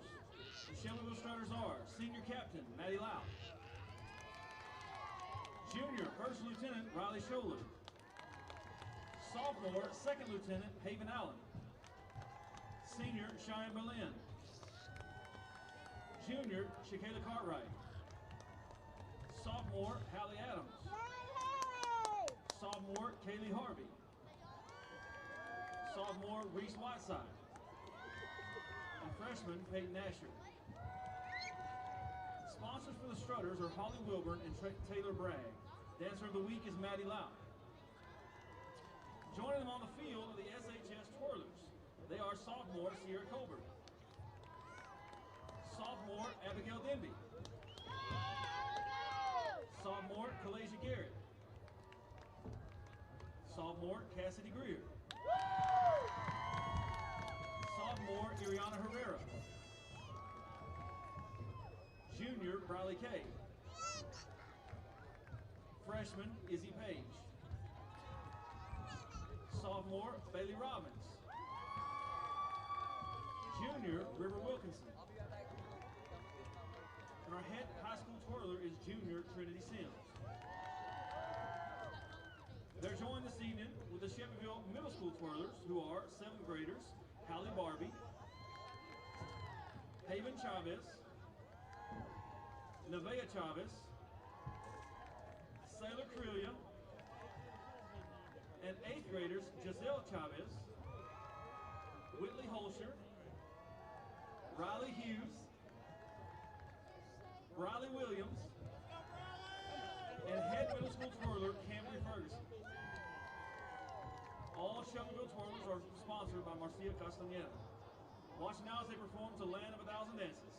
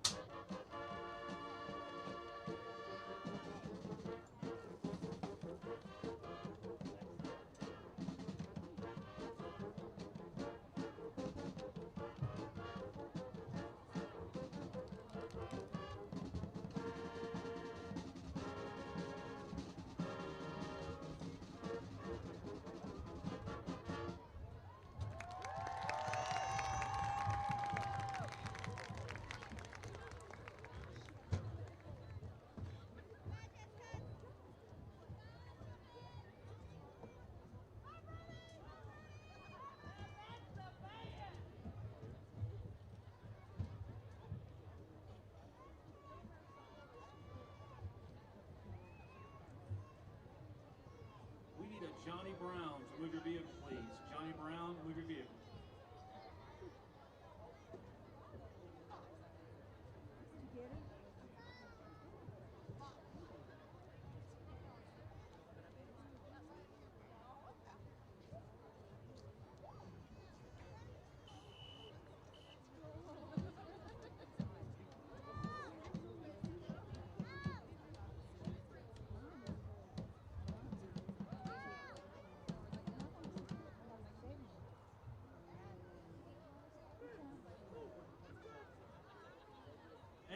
the famed East Texas style of precision military marching, Shelbyville ISD proudly presents the 2025 UIL State Military Marching Bronze Medalist, the Shelbyville Dragon Band.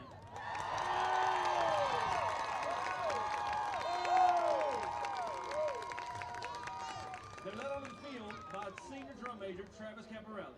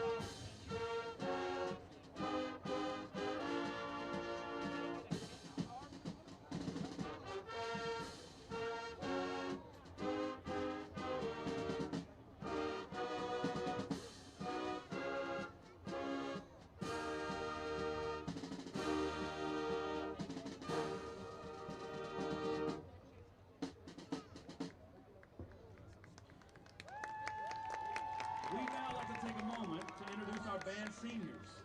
They are Zane Anderson, Cheyenne Berlin,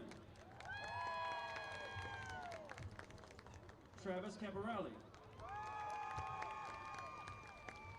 Ethan Jackson, Maddie Lau, Ella Matthews, Angeli Ortiz,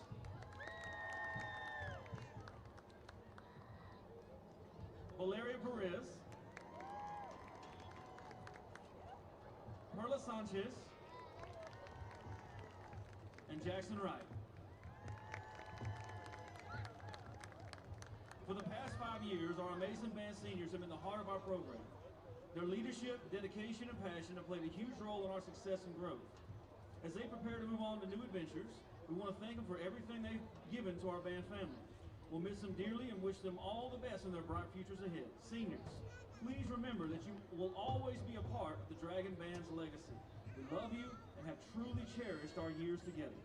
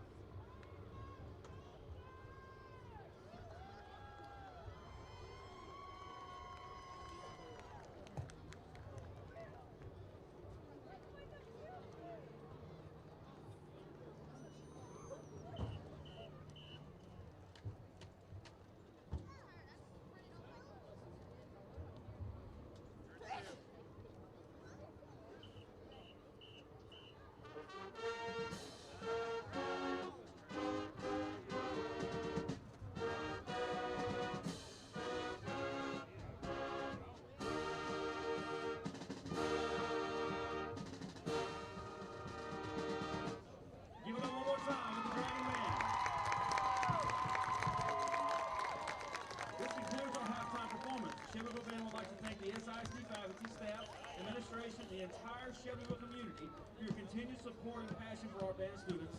There is truly no other place like Shelbyville, Texas.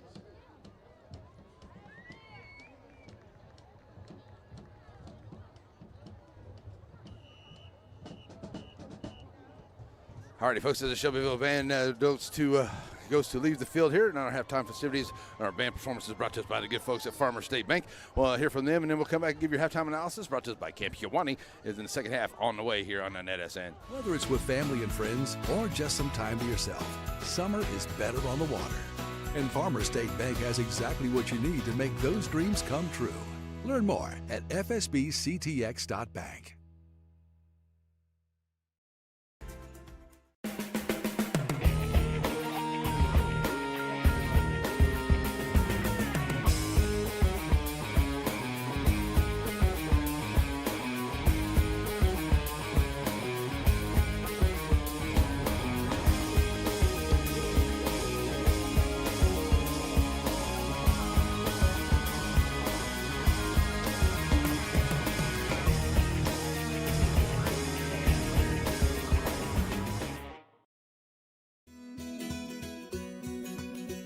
Joaquin Ram fans know that K's Hardware is the Joaquin Supply Store.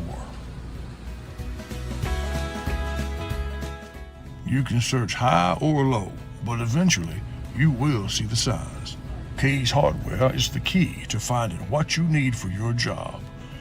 Located at the 42 where Highway 84 divides itself, it's K's Hardware back at the Rams.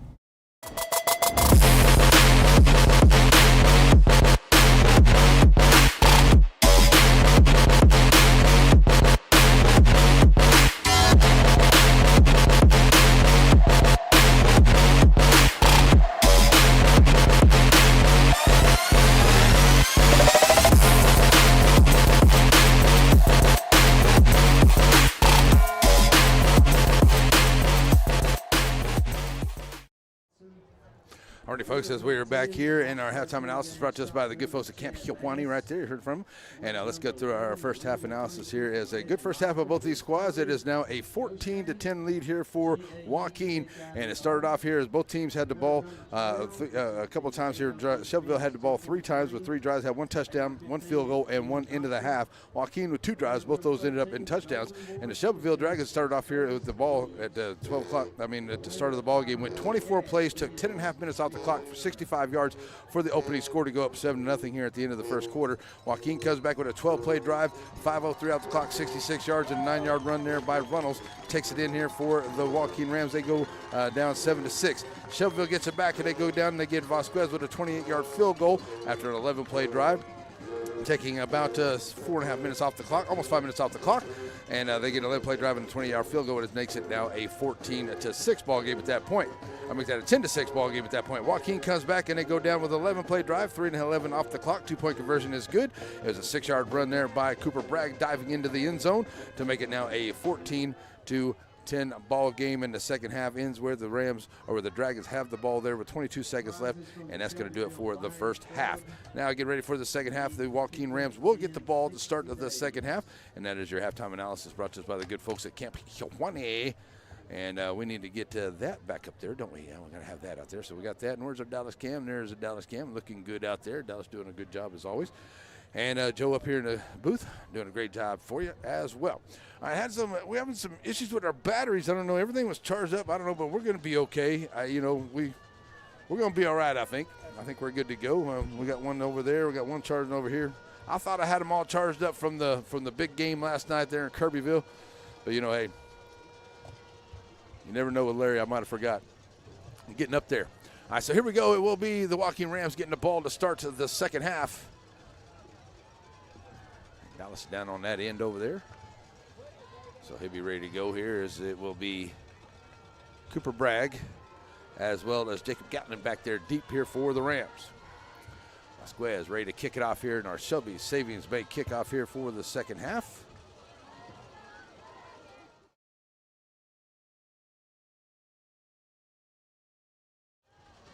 Ready to go. Kick on the way.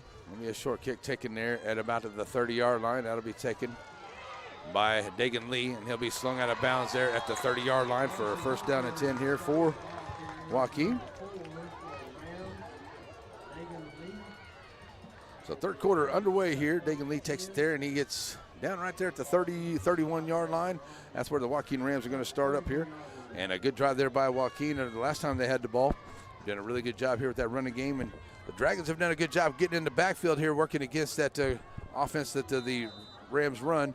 But also the elusive runners out there, and sometimes those Dragons grab the wrong guy. And that's the way this offense really works well for Coach Jones and the Rams. And they're ready to bring it out here to see if they can take an even bigger lead here, if they can get a good drive down the field on their opening possession of the second half. Here comes Runnels to the line. Well, brings him up, going to hand off, find Bragg. Bragg comes here to the near side, cuts it back up in the middle. He gets undercut there after he crosses the 35-yard line. J.D. Sewell in on that stop. But a good job there by Bragg as he takes it up to the 37-yard line.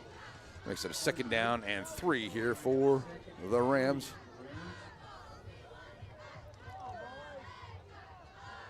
Dallas moving around over there. There we go. Now we're good. He's trying to find his spot over there is what he's doing. Okay, now he's good. So a 2nd down and 3 here for the Rams. And the Rams very good about taking some time off the clock here as well. They have really good clock management too. But they're going to run that offense and going to get it down the field here. Runnels going to hand off. And a nice run here on the near side. Bringing it here is Londell Parker. He'll have enough for Raymond Motor Company first down, taking it down to the 46-yard line. Gain of 9 for Parker and of the Rams. First down, Joaquin. So at the 46-yard line, the Rams got it down here now. 10:50 to go in the 3rd quarter. 1st and 10, Raymond Motor Company first down here for Joaquin. They come to the line, Runnels. Ball's on the ground here, and the Dragons get it back there. Nice job by Runnels to pick it up. But good job there by Hubbard, as well as Case and Lee get back there for the sack, and it's a loss back to the 41-yard line for a loss of a few. It's a loss of 5. I'm going to say maybe 4 to the 42. All right, so that brings up a 2nd down and 14 now for the Rams.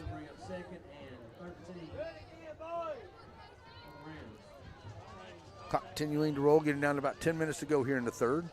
Rams start off here just like the Dragons. The Dragons had a 24-play drive, took 10 minutes off the clock in their opening drive in to start the first half. So see what the Rams looking to do here. Runnels going to bring the man in motion. That's going to be Kelly on the man coming around.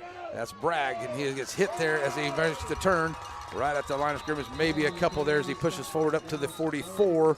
He'll get a couple. Will Bragg. And a good job there by the Dragon defense. They were right there to stand him up. Number 27 there, that is Xavier Coleman in on the stop at the point of attack. But it's still a 3rd down and about 12 now for the Rams. So a big 3rd down stop here for the Dragons if they can make it. And the Rams looking to get a big first down here, keep this drive alive as they lead at 14-10 here in the 3rd. And Obregon looking to bring some heat. Runnels steps out. And we're going to get a timeout onto the field. So that gives us a chance to take a timeout. We'll be right back here on NETSN.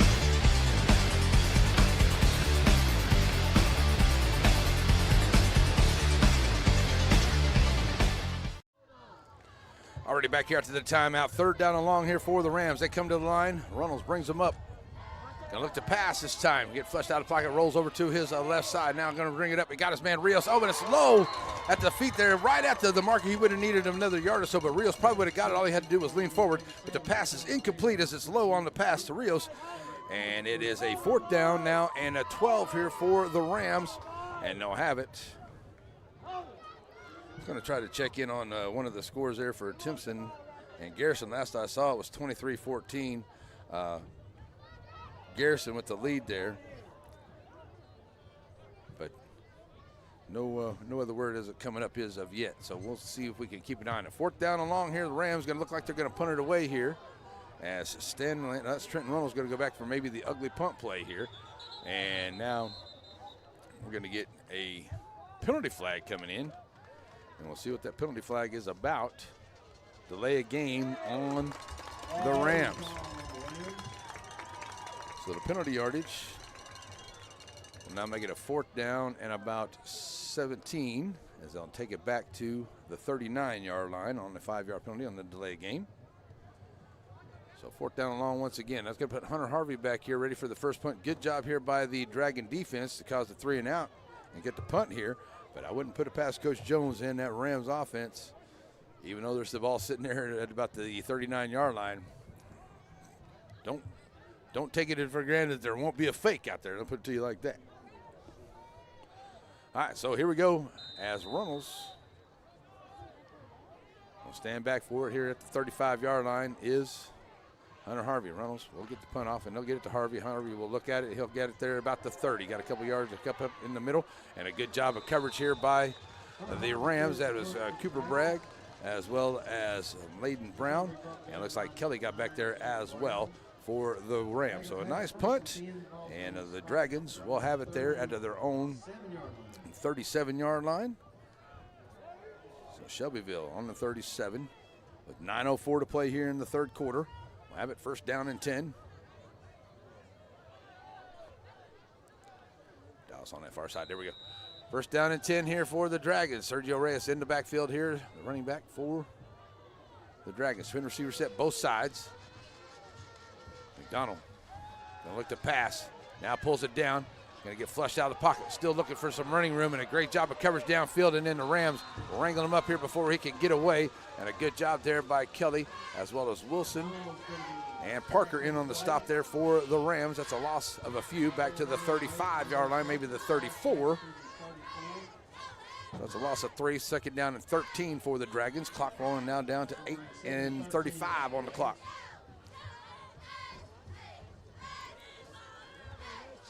Dragons trying to emulate that long drive from the very beginning. But now behind the chains. Hand it off. Reyes got to bring it right up the middle, trying to find some room. Bounces it back here to the near side. Still breaking a few tackles. Takes it right up to about the 40. Picking up that loss of yardage and a few more. Making it a second down. Making it a third down. And about 7. Up to the 40-yard line. So 3rd and 7.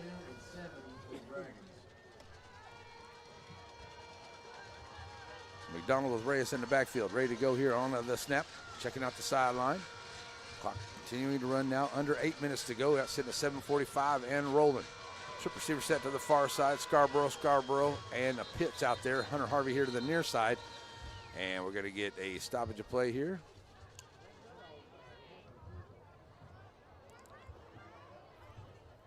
And is it a timeout? All right, so I didn't see it delay a game because the play clock's still at 25. It didn't reset this start. And they're going to say 3rd down and long, but the way that the ref is lining up here to mark off some yardage looks like it may be something against the Rams, but not really sure why they even stopped it. Okay. Looks like everything is cool. Copacetic going over talking to the referees. Everything good. Let's play some football. 3rd down and 7. Start the clock. 7:40 to go.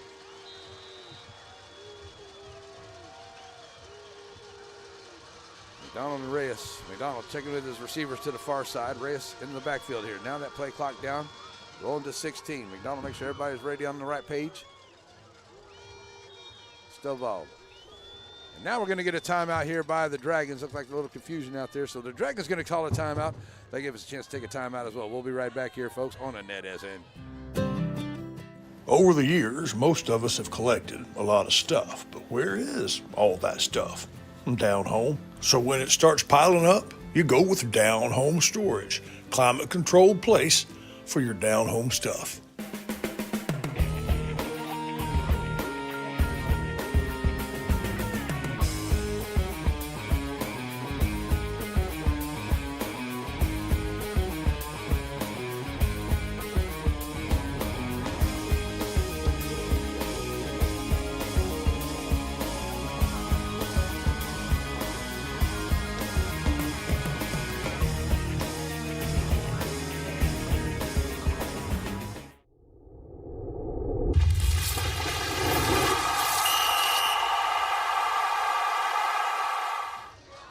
All right, we're back here after the timeout. 3rd down and long here for the Dragons as they come to the line. Send the trip receiver set here to this side of the formation, to the near side. Reyes in the backfield now. 3rd and long. McDonald going to roll out here, going to look to pass. Now pulls it down.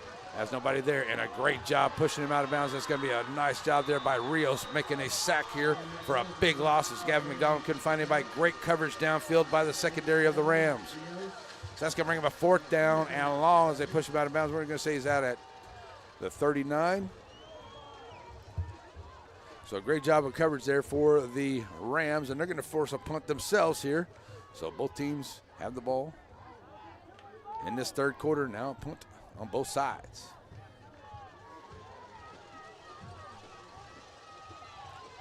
Dallas Murray sitting ready to punt, going back deep. Cooper Bragg, he'll be standing there close to his 30-yard line. Dallas Murray now ready for the punt on the way. Murray's going to send it out. That's a good punt. Caught there by Bragg. Bragg going to break one tackle. Now brings it back over, and a good job there by Obregon. We've got a penalty flag coming in. Coming in late there. That might have been a holding, but we'll see. Kind of in the area where that flag usually comes in.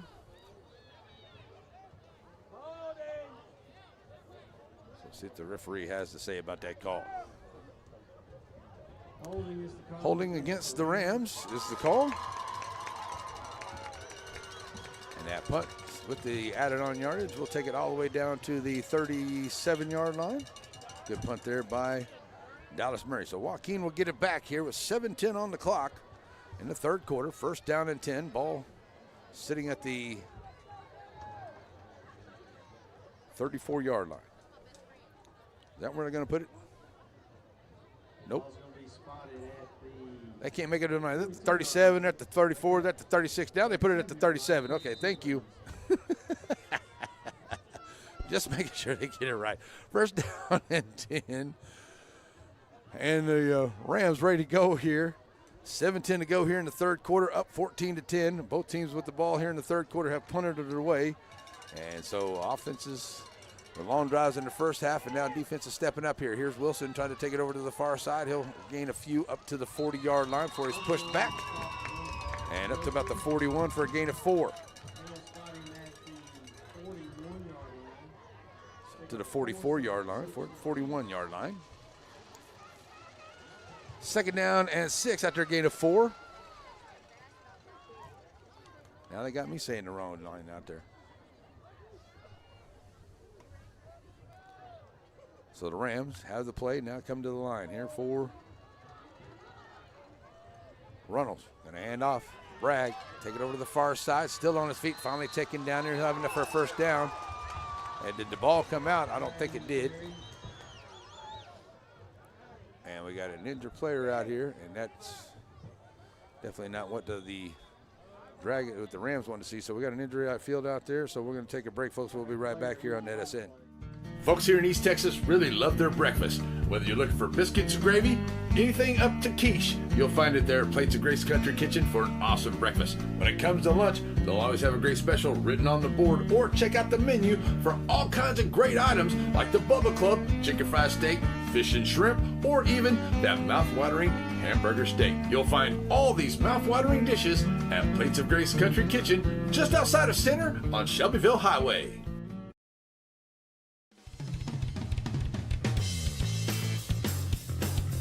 Raymond Motor Company, just off the square in downtown Center, where you'll find the friendliest of sales folks.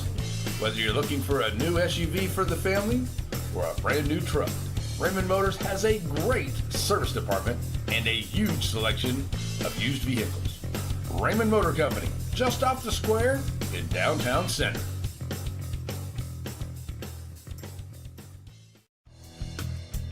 Shelby Savings Bank has come a long way since it was established in 1982, and the good folks that work at Shelby Savings Bank really enjoy doing things in the community and for the community.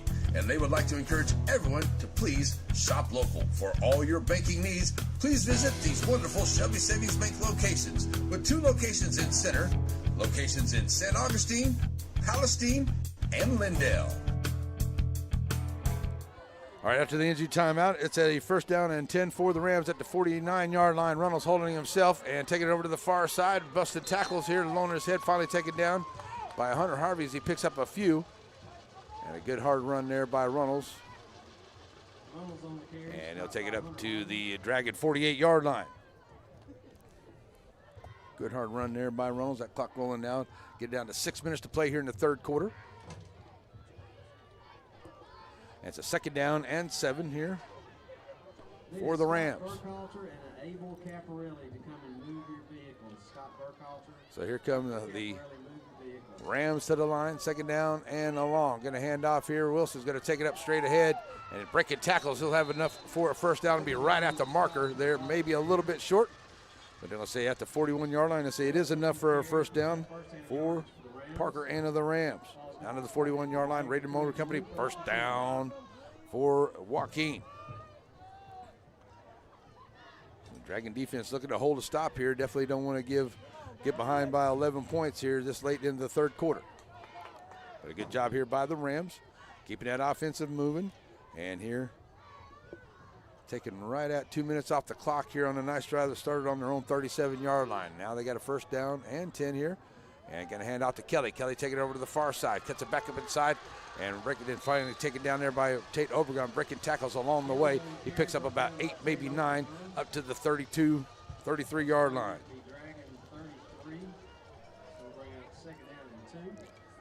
So a second down and 2 here for the Rams at the 33-yard line of Shelbyville.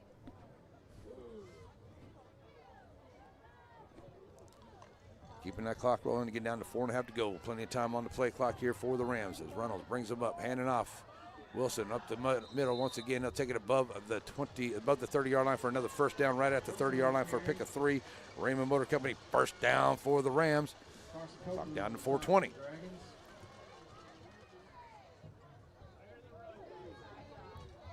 Ball spotted at the 30, first down for the Rams. So another Raymond Motor Company first down at the 30-yard line.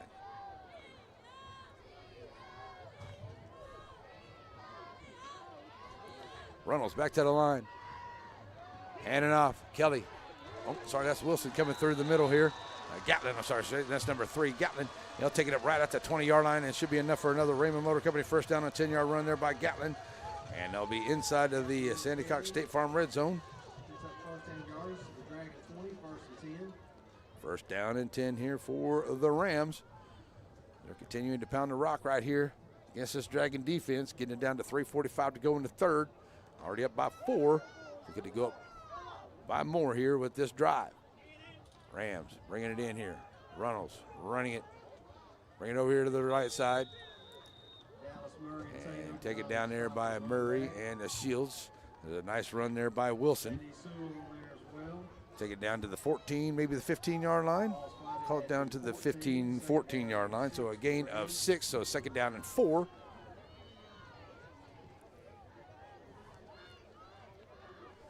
That clock will roll down. Close to 3 minutes to go here before the Rams snap it off.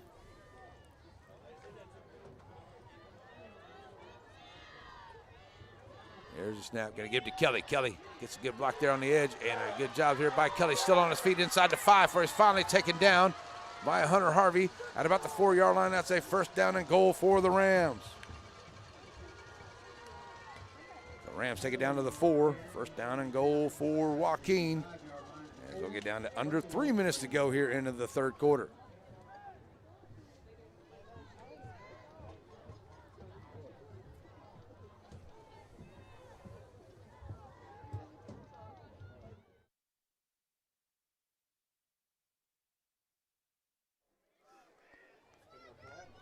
And back here now, first down and goal after the 4-yard line for Reynolds and the Rams. Going to hand out Reynolds, going to hold it himself. He'll take it over to the right side. He'll push his way in behind that big offensive line. Touchdown, Rams. And they will now go up 20-10 over the Shelbyville Dragons here. The 2-point conversion on the way. Good run there by Reynolds. Takes it in for 4 yards. Touchdown, Rams.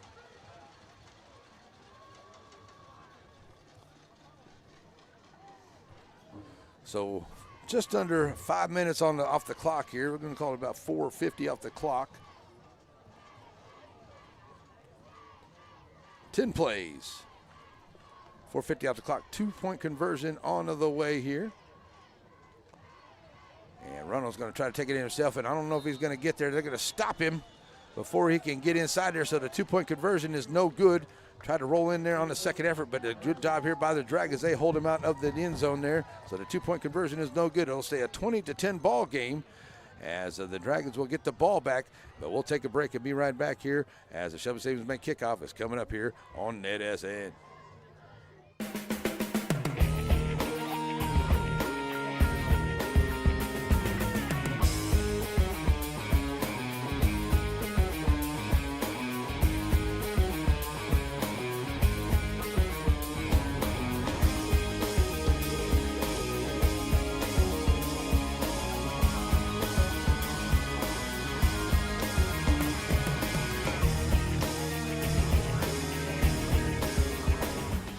Wright Chrysler Dodge Jeep in Center proudly supports all the students and schools of the Piney Woods. Stop by the lot and feel free to check out all the wonderful vehicles we have to offer, no matter what adventure you're planning on taking. We have a wide selection of used vehicles and a service department that can service your vehicle. Get all the info you need about your next vehicle online. That way you're prepared for your cardio when you hit the lot. Wright Chrysler Dodge Jeep in Center. Back here ready for the Shelby Savings Bank kickoff after a 10-play, 63-yard drive, 4:46 off the clock, 4-yard run there by Runnels. Takes it in a 2-point conversion, no good. It is now a 20-10 ball game here, and the Dragons will get the ball back here as we're ready for the kick. And it's coming up here at Shelby Savings Bank kickoff. Let's do this real quick. And ready for the kick here, Shelby Savings Bank kickoff on the way. And going to be Pitts. They've been kicking it to him all night. He's done a good job on the fair catch there at the 33-yard line. That's where the Dragons will take over. Shelby at the 33. And 2:24 left here into this third quarter.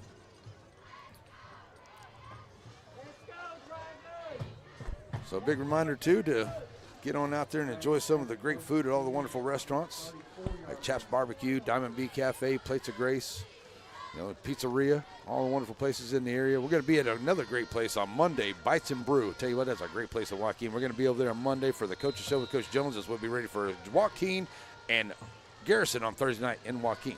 Here we go, Dragons.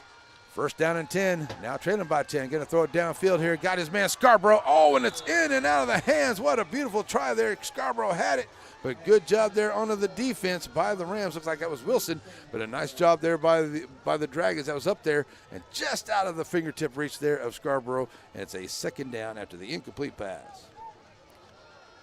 Nice try to go for the long one. That'll stop the clock. 2:19 to play here in the third. The Dragons need a good drive. First drive, ended in a punt. And now have it a second down and 10. Going to hand off here to Reyes. Reyes taking it up to, that's Hunter Harvey. Hunter Harvey running hard. And I'll take it up for about 8 or 9 up to the 42-yard line. So Hunter Harvey going to pick up a few. As the Dragons now in a hurry-up type. Getting out to the line quick here. 3rd down and 1 for the Dragons in Shelbyville. McDonald handing off to Harvey. Harvey taking it over to the right side. Finds a hole. He'll have enough for a first down as he pushes the pile. He'll take it up to about the 48-yard line. And Raymond Motor Company first down Dragons. Up to the 47. Hurry up offense here for Shelbyville. It's Gavin bringing them to the line, not allowing the Rams any time to substitute. McDonald going to look to pass. Got to throw it down here. Going to have Scarborough once again on the pass. Oh, and another one just outside of his reach here. Another nice try there. Hey, maybe the third time's the charm, Joe. I don't know. We'll have to check it out. You're going to get low on that battery here in a second, aren't you? Probably wouldn't hurt to try to change it out here. Second down and long. I don't know if that one will work out for you. No, let's try this one over here. See where we're at. Let me try that one. I think that one has a little bit more charge. So here we go with the run play. And another good run here for the Dragons, trying to take it up the middle. And still pushing the pile, and the Dragons still pushing that big old pile. Enough for a first down, that pile still rolling. And that's the way you push the pile by the big guys. Taking it down to 33-yard line. Dallas is moving, but go ahead. We're going to do a camera change here, folks. So bear with us while we do a battery exchange here, and Dallas is moving. It's a little wonky out there, so we got a timeout on the field, what makes it good. So that's cool here. So we'll just do this while Dallas is moving over there, so we're not seeing the sky. So we'll have a blank screen right now as Joe's getting us hooked up. Got a timeout here on the field, which is good. So there we go. All right, so another timeout here on the field, which is good. We got 1:28 to go. And it looks like that one was taken here by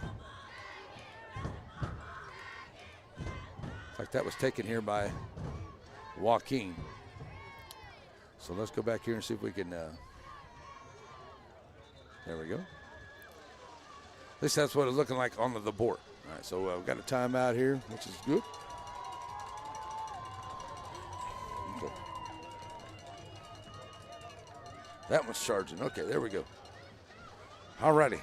Like I said, I did all that charging after the game in Kirbyville last night. I don't know, maybe I slept through it. I don't know. All right, so all the way down now to the 32-yard line after another big push there by the Dragons. They got a Raymond Motor Company first down. Going to give it to Hunter Harvey. He'll run it up to the 30.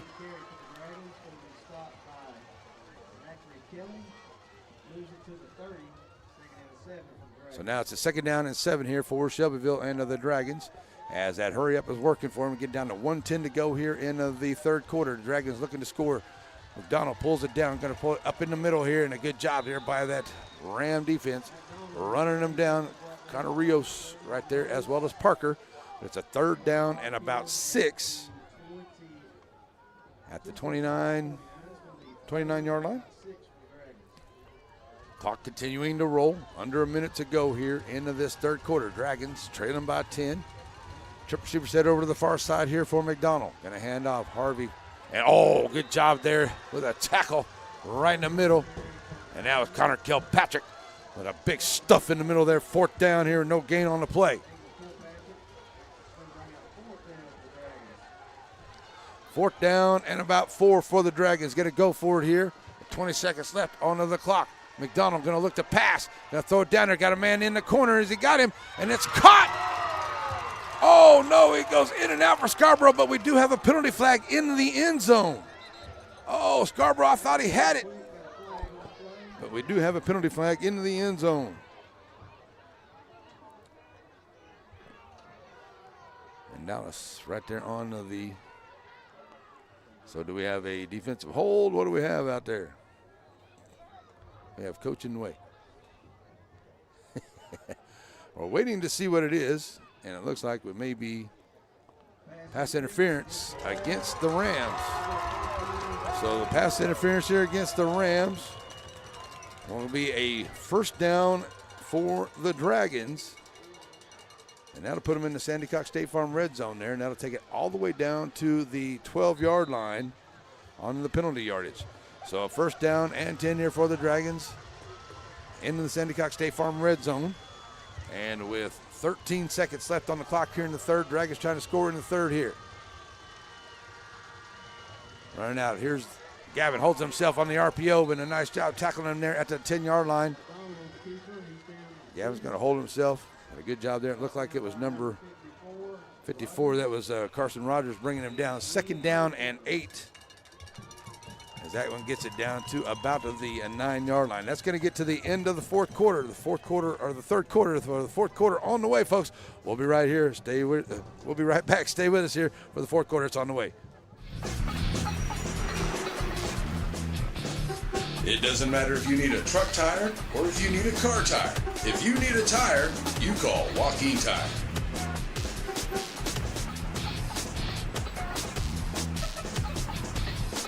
Joaquin Tire Shop provides new and used tires, along with oil changes and 24-hour road service. Stop and see them on Highway 7 in Joaquin.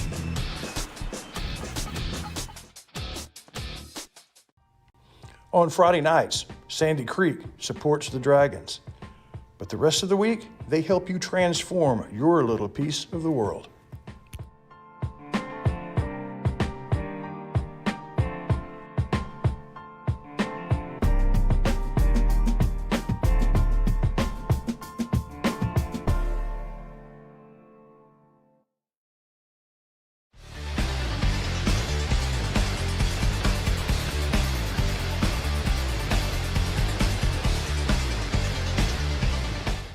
So like I was saying before the break, I couldn't get it out. I don't know. Okay, there we go. All right, so ready to go here for the fourth quarter in the Sandy Cox State Farm red zone. The Dragons have it there with a second down and about 8. They can get a first down there right around the 3-yard line. And Dallas down there here. Let's see if we can get a good shot out there. So here we go. Right around the 9-yard line, just between the 9-10-yard line here for the Dragons. First down, or second down, and about 8. McDonald, low snap. Going to look to pick it up, and he is going to be tackled in the backfield there. At a low snap, messed that one up right there, and not able to get anywhere. It's going to be a loss back to the 15. That's a third down, and now about 12.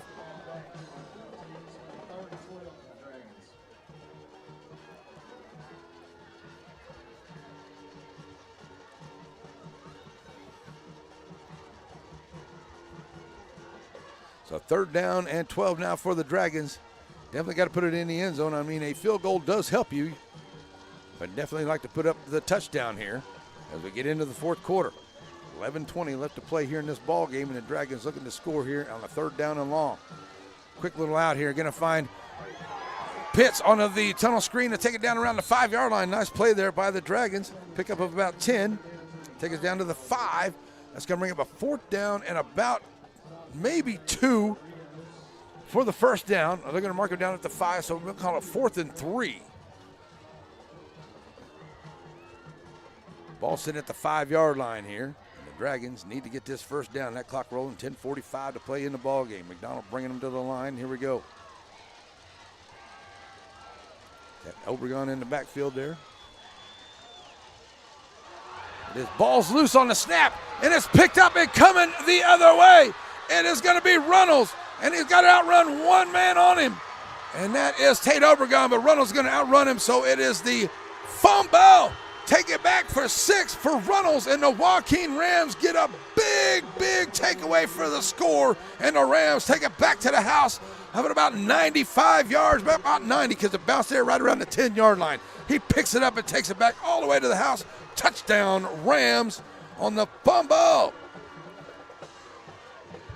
In return for the score, 26-10 now for the Rams on a big play for Joaquin in the defense.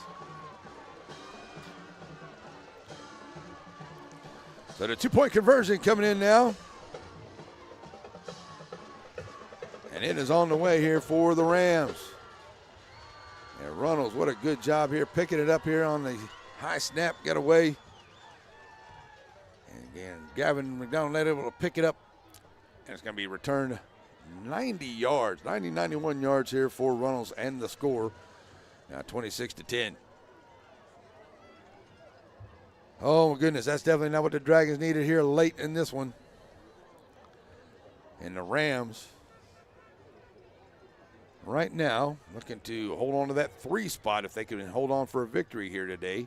And the way it's looking right now is Timpson is losing to Garrison. That could keep them in that 5 spot, and that could keep Shelbyville into that number 4 spot. Well, they'll have Hemphill next week, Garrison and Joaquin next Thursday, Timpson and St. Augustine next Friday. We'll have both those games for you next week. So good games here on the way. 2-point conversion coming up here for the Rams. Runnels comes up here after that long run, going to hand it off up the middle, and the 2-point conversion is good.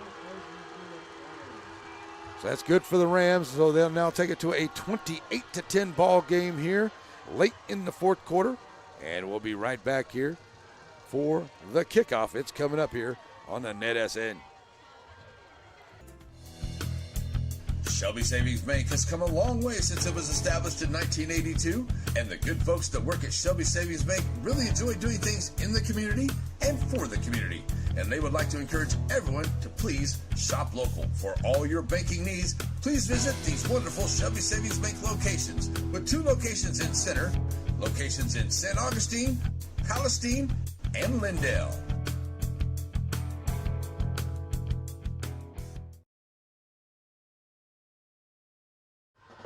Already back here on the Shelby Savings Bank kickoff, ready to go.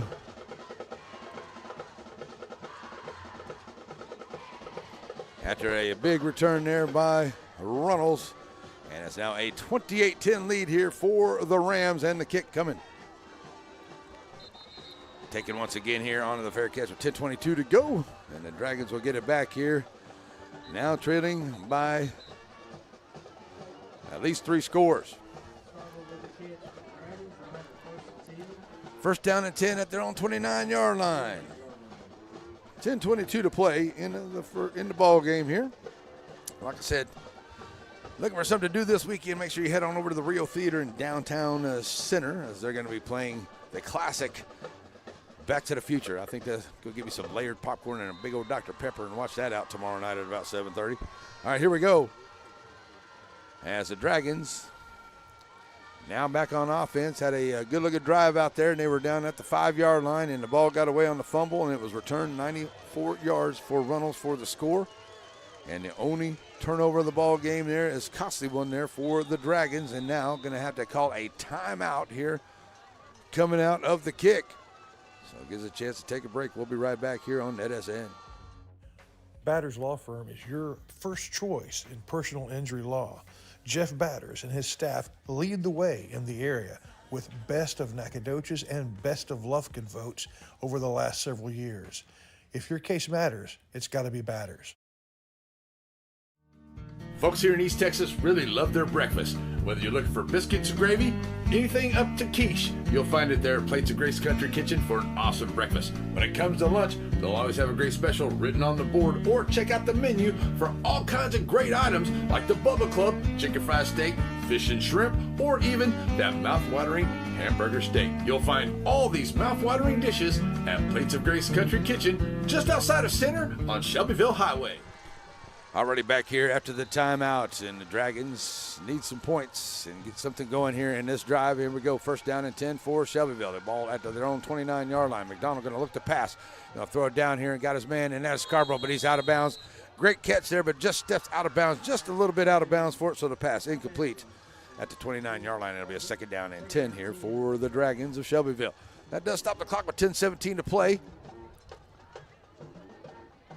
Haven't seen anything about the center game either. I was trying to check that out, but sometimes trying to get some internet things out here and see if we can get some scores to come up here.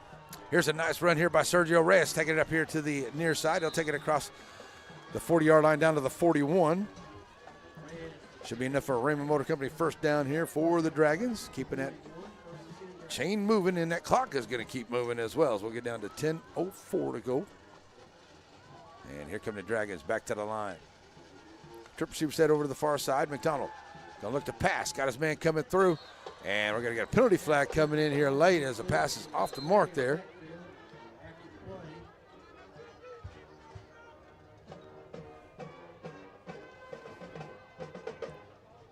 So at halftime it was 23-14 Bulldogs up. Don't have anything past that. So we'll see here as we have a unsportsmanlike penalty against the Rams. So a big penalty right there against the Rams. And now to move it ahead here for the Dragons.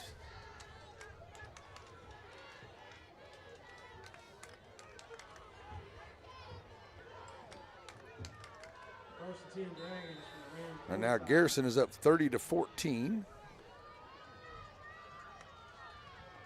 West Sabine all over West Hardin. Beckville and Union Grove in overtime. And there's a nice little run here for Reyes. He'll take it up for a few after the big penalty. Takes it up to the 45-yard line of Joaquin. Trying to find out what that.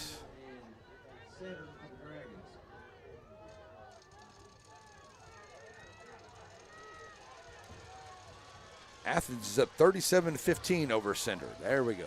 So a second down and 8 for the Dragons here as McDonald brings it to the line and need to find a way to get that in the end zone here. Nice job here. Ball comes out once again, but it looks like the Dragons jump on it. As a nice job is a good job here by the Rams. They got a hand in there to knock it out. So that was Dagan Lee. As well as Runnels in there. On a nice stop here for the Rams. No gain on the play. Up to the 43-yard line is where they're at. Third down and about 8 for the Dragons. 9:11 to play here in the ball game.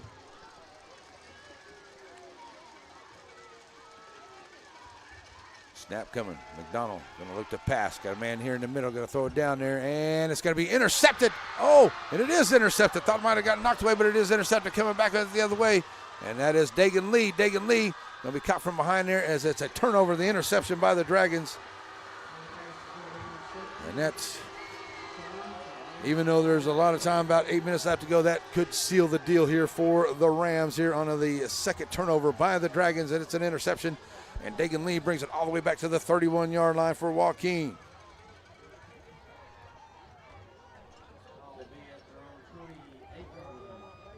So at the 28-yard line is where they're going to mark him out. Carthage all over Rusk out there as well. So those are some of the scores we had out here for the ball games in the area, folks. So now a first down and 10 here for the Joaquin Rams at their own 28-yard line. 8:48 to go. Just simply got to hang on to the ball here. And they can run out this clock as they have a 28-10 lead over Shelbyville here tonight.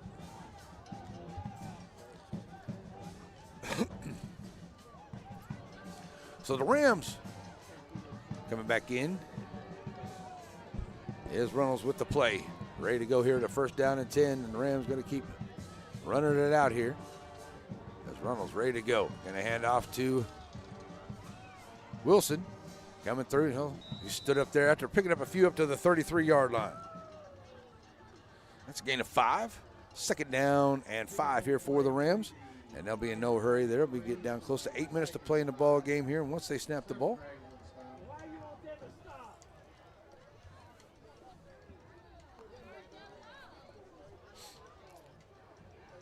so second down and 5 here for Shelbyville.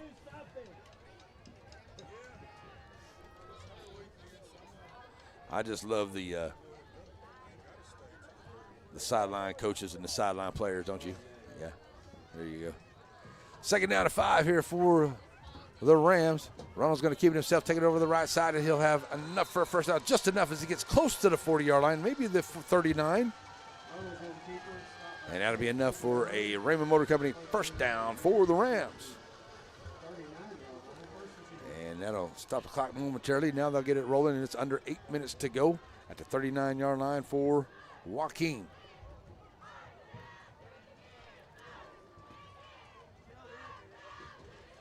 Rams looking to just take all kinds of time off the clock right here.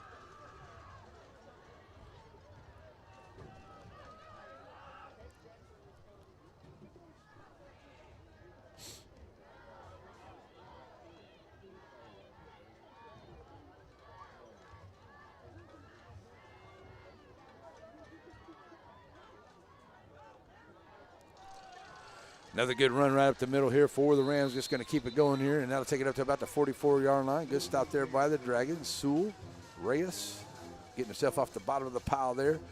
4x4 Tate Obregon. And that's a gain of about 5, taking it up to the 44-yard line.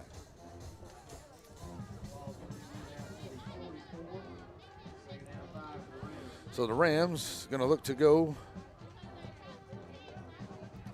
to 6-3 and 3-1 here in the district. And looking at it right now, St. Augustine winning last night. They went 4-0. Garrison is up. They're going to be 3-1. Joaquin will be 3-1. Shelbyville will be 1-3 if they lose this game here. Same thing for Timpson. Shelbyville will have that tiebreaker spot there. And a breakaway here by Kelly as he comes over here. Breaks a couple of tackles. Still on his feet. Gets into Dragon territory before he's finally taken down there. And they'll take him all the way down to the 41, maybe the 42-yard line of Shelbyville for a nice run there by Kelly. And that's another Raymond Motor Company first down here for the Joaquin Rams at the 43 of Shelbyville. So Timpson right now, so they're losing to Garrison. So right now, St. Augustine, Garrison, Joaquin, and Shelbyville, the way it's lining up. And then Timpson and Hemphill. Shelbyville will have Hemphill next week. St. Augustine and Timpson will play in Timpson next Friday. These Joaquin Rams will get Garrison in Joaquin on Thursday night. We'll be there for that. And don't forget to join us Monday at Bites and Brew in Joaquin for the Coach Show with Coach Jones. As Reynolds brings him to the line. First down and 10 into Dragon territory. Clock now starting at 6:10 to go here. Handing off over to the far side. And that's the run there once again by Wilson.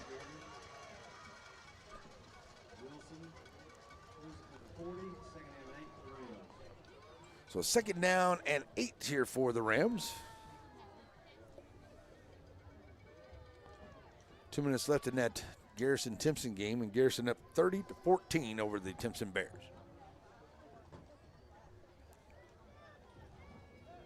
So second down here and long as Reynolds taking all the time off the play clock he can and letting that clock roll down. It'll be about 5.5 to go here once they snap the ball here as he comes to the line.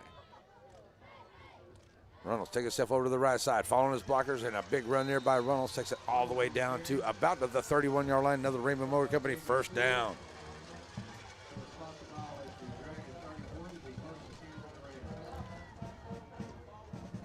So another first down and 10 here for the Rams, trying to maybe put a little add on here, put an exclamation point onto this ball game. Let's get close to 5 minutes to play.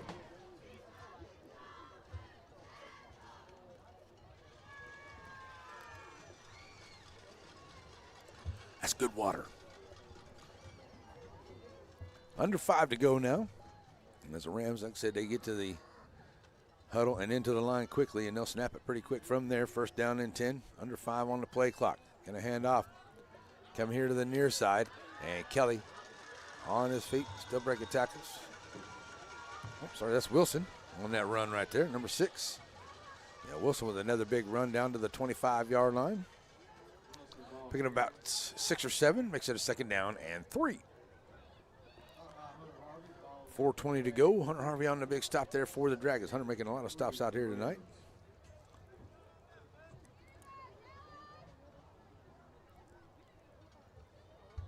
Rams just letting that clock run. That clock is the enemy of the Dragons right now. They only have 1 timeout left, do the Dragons. And the Rams driving right now. Trying to finish this off here. As Ronald still running over to the right side, still on his feet, finds a big hole there, still running in. He finally gets taken down there. Dragon tackles with him. He finally gets taken down there by Hunter Harvey inside the 10, down to about the 7. First down and goal here for the Rams, down at the 7-yard line into the Sandy Cox State Farm red zone. Raymond Motor Company first down for the Rams. First and goal at the 7.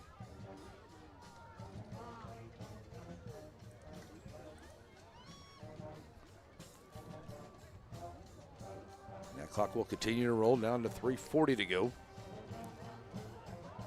With only 1 timeout left here, the Rams take a whole lot of time off the clock here, just not even put it in the end zone, but they definitely want to put it in the end zone here to put that final nail in the coffin here. And we're going to get a stoppage of play here. That may be an offsides. That's some laundry on the field. And then is there another flag on the far side? I don't think so. Thought I saw something. Maybe it was a football or something. That's going to be against the Rams. Backing them up to about to the 12-yard line, 11, 12-yard line. I'm going to say the 12. First and goal at the 12 for the Rams. Clock starts, 3:20 to go. They can run it down to about 3 minutes to go before they snap the ball here.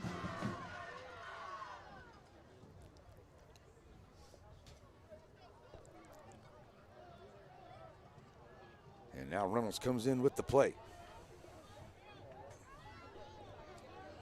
And that play clock right down to 1 or 2. And now will we get a timeout?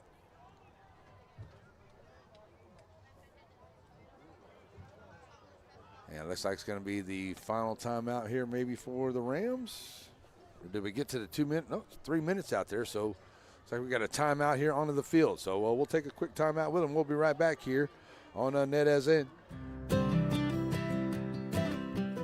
Hey, if you're like me, lots of stuff is collected off up at your homestead. Call it down-home clutter. Well, the good news is there's a place for it. You ain't got to have a garage sale or a bonfire. You can take your down-home stuff to down-home storage. That's what I did.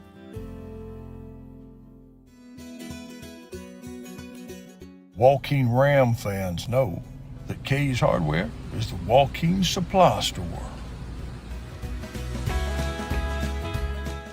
You can search high or low, but eventually you will see the signs.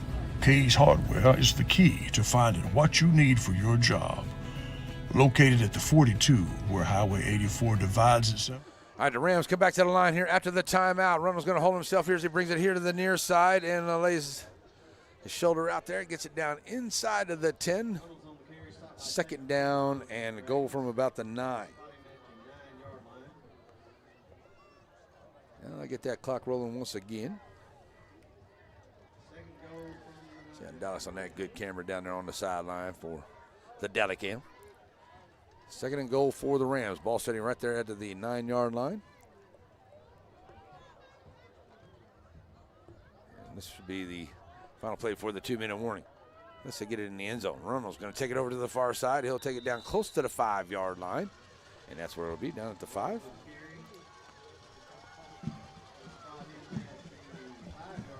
So they'll take it down to the 2-minute warning. That is coming up, folks. So we'll have the 2-minute warning. That is on the way. And we're going to take that 2-minute break.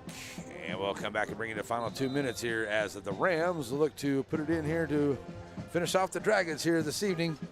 After a couple turnovers here in this 4th quarter, have kind of turned the tables here onto the Dragons after a good start here in that third quarter to get going. Then the turnover there, return for the touchdown, and then the interception. And just a couple of turnovers here for the Dragons late has just turned into good fortune for the Joaquin Rams. All right, so that way we're looking here. We got a 2-minute warning. We'll be right back here on a NETSN. Batters Law Firm is your first choice in personal injury law. Jeff Batters and his staff lead the way in the area with best of Nacogdoches and best of Lufkin votes over the last several years. If your case matters, it's got to be Batters. Whether it's with family and friends or just some time to yourself, summer is better on the water. And Farmers State Bank has exactly what you need to make those dreams come true. Learn more at fsbctx.bank.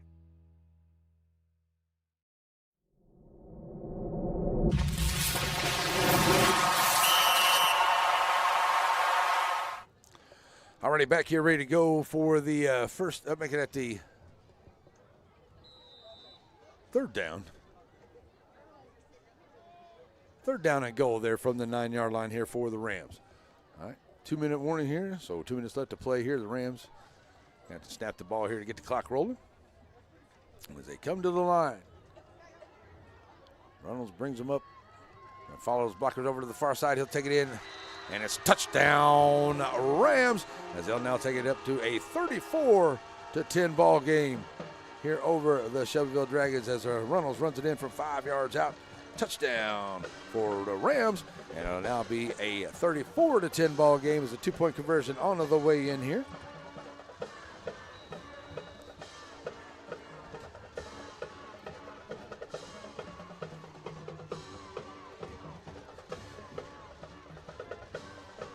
So 11 plays, 6:21 off the clock, 72-yard drive.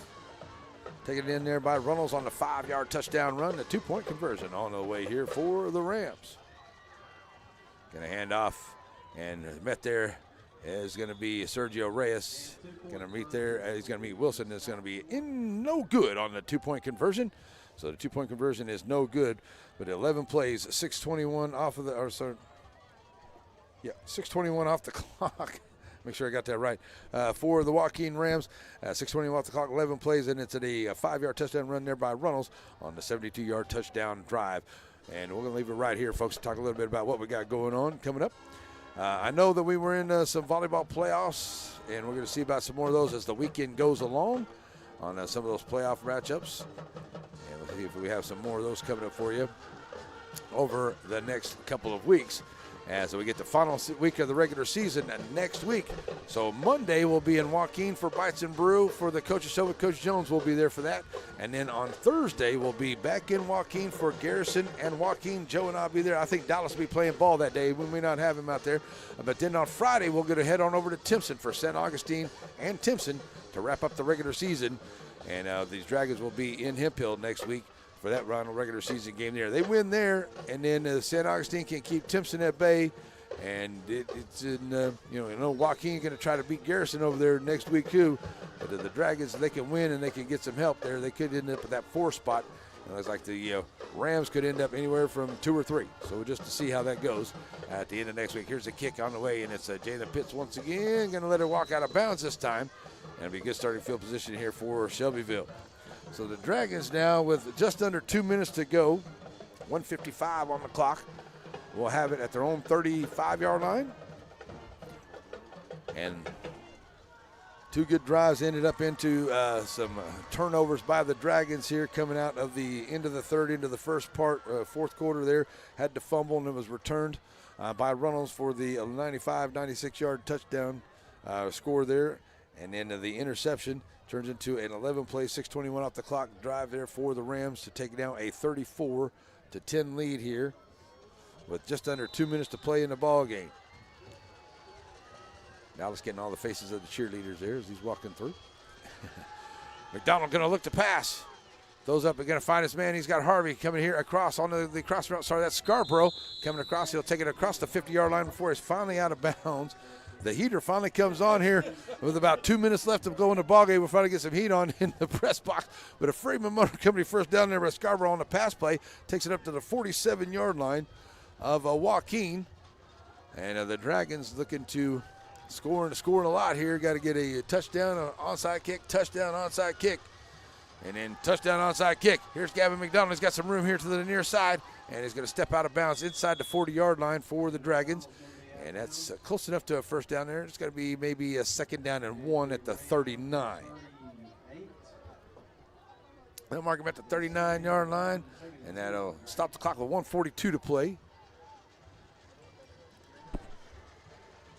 Final in Garrison, they win it 30-14 over the Timpson Bears. 2nd down and 2 here for the Dragons. Going out of bounds there. It's at the between the 38, 39-yard line. McDonald going to look to pass. Now he pulls it down here. They're going to run here to the near side, and he'll get out of bounds once again. And it'll be right out at the 30-yard line for a run of 9. Good coverage downfield here by the Joaquin Rams. They've done a really good job here tonight, making Gavin McDonald have to pull it down and run, as they're not getting many receivers getting open out there. So good coverage by the secondary of the Rams here this evening. Made some great plays out there. It's a good passes. Had a couple of long ones out there just out of Scarborough's reach. A couple of them look really good out there. So 1:34 left to go here into this ball game, and now going to hand off to Obregon. Obregon running hard right up the middle, and he'll get down to about the 22-yard line on a nice run. So that'll still be a 3rd down and about 1. 2nd down and 1 for the Dragons. McDonald try to get his team in the end zone one more time here. A nice little tunnel screen here for the Dragons to Scarborough, and he gets met as he comes right back in the middle of the field. That's a nice tackle there as he got met there by number 7, Kelly. And Scarborough's going to take it down to about the 15-yard line, and we got an injury timeout on the field. As injury out there, hopefully everybody's going to be okay. So with 1 minute exactly left to go into the ball game, we have an injury timeout. We'll be right back here on NETSN.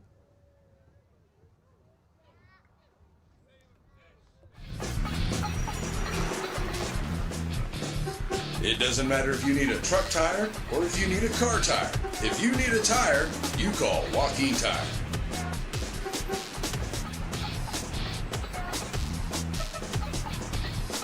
Joaquin Tire Shop provides new and used tires, along with oil changes and 24-hour road service. Stop and see them on Highway 7 in Joaquin.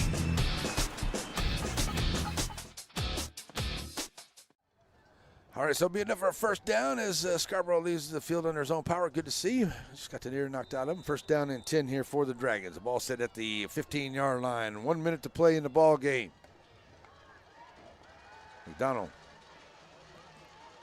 once again looking to run, and he's going to be taken down into the backfield here, and another big sack here, and a good job here for the Rams as that is Brennan Kilpatrick back there for the stop for the Rams, and it's a big loss for the Dragons, taking it back to the 25-yard line.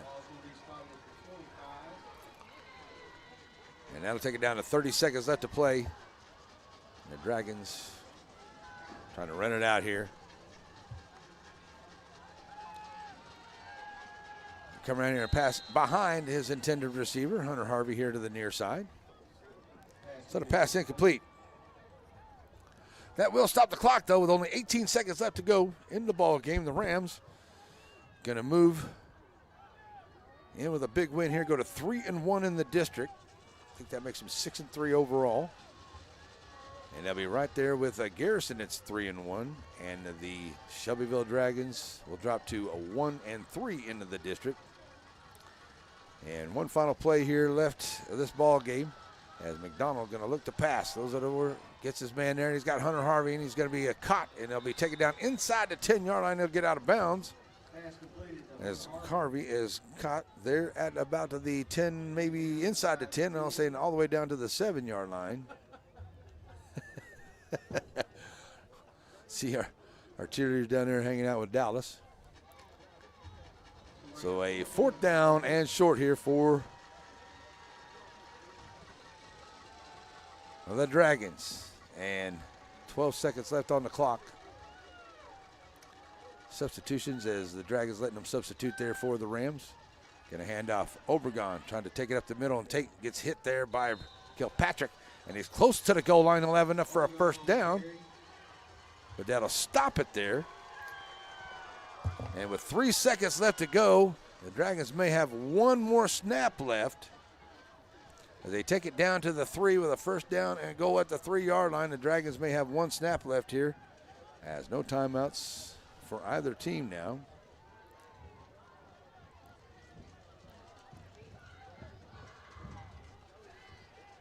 And that's the final timeout here. So we're going to leave it right here for one little final talk about things, folks. And like I said, got some great games coming up.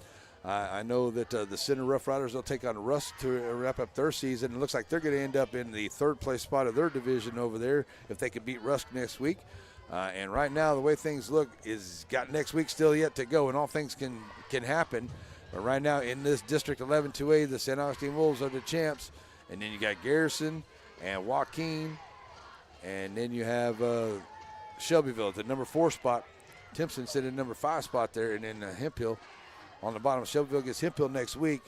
Tough matchups here between Garrison and Joaquin next Thursday, which we'll have for you here on NETSN. And then Friday we'll be in Timpson for St. Augustine and Timpson to wrap up the regular season. Here we go, the final play of the ball game here for the Dragons. Going to try to put it in the end zone, get a touchdown here. Going to give it to Obregon. Obregon's going to push his way, but he's going to be stuffed by that Ram defense. And that is going to do it, as it will be a 34-10 ball game here. Joaquin gets the win over Shelbyville. And that's the way it's going to wrap up here tonight in Shelbyville, as the Dragons will drop it here to the Joaquin Rams. And a nice job there by the Rams at the defense to hold them out of the end zone right there at the end. All right, folks, we're going to wrap it up here. We're going to get our Aurora Concepts post-game show. That's coming up. And we'll wrap it up here from Shelbyville as Joaquin gets the big win here tonight on NETSN. At Aurora Concepts, we offer full-service primary care. And we provide physicals for student athletes for every sport. Aurora Concepts. Let us take care of you. The Friday night lights are shining, and we are teaching driving. CDL Training Academy is your resource to a better career. Come and get trained and get tested right here in Henderson, Texas. CDL Training Academy. Visit our Henderson, Texas office or online at cdllearn.com.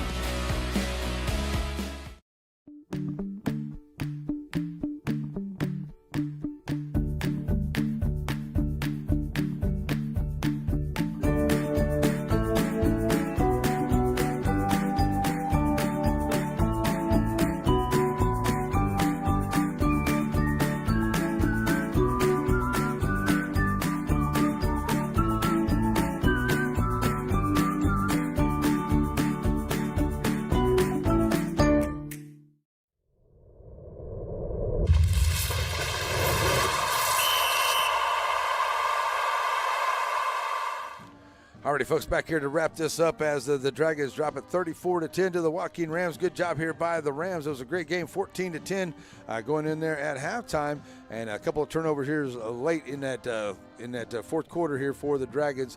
Really turned it around, and the Joaquin Rams were able to capitalize on those there. So it's a big win here for the Joaquin Rams. Checking out these second half stats here, second half drives, both teams. 3 drives for the Joaquin Rams and 4 here for the Dragons after the couple of turnovers there.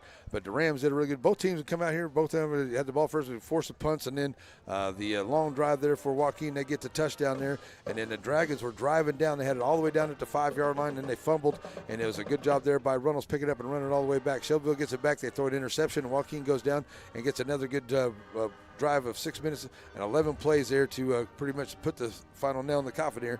And Dragons do get it back here, and they run it down there, but it's a stop at the 3-yard line here before the Dragons can put it in. And that's kind of the way it's going to end up here tonight. A 34-10 victory for the Joaquin Rams as they move themselves really solidify themselves into the 3rd spot. They could take the 2nd spot, I do believe, if they could get Garrison next week, which will be there on Thursday. So that's the way it's going to look right there. All right, folks, for Dallas, for Joe, for me, thanks for joining us wherever you are. And it's a big win here for the Joaquin Rams, 34-10. We're going to wrap it up here, folks. We'll see you next week for more here on NETSN. Have a awesome, blessed, and wonderful night, folks. And remember, if hate can go viral, so can love. We're out of here, folks. Bye. The proceeding has been a presentation of the Pineywood Sports Network, an affiliate of NETSN. God bless America, God bless our troops, and God bless each and every one of you.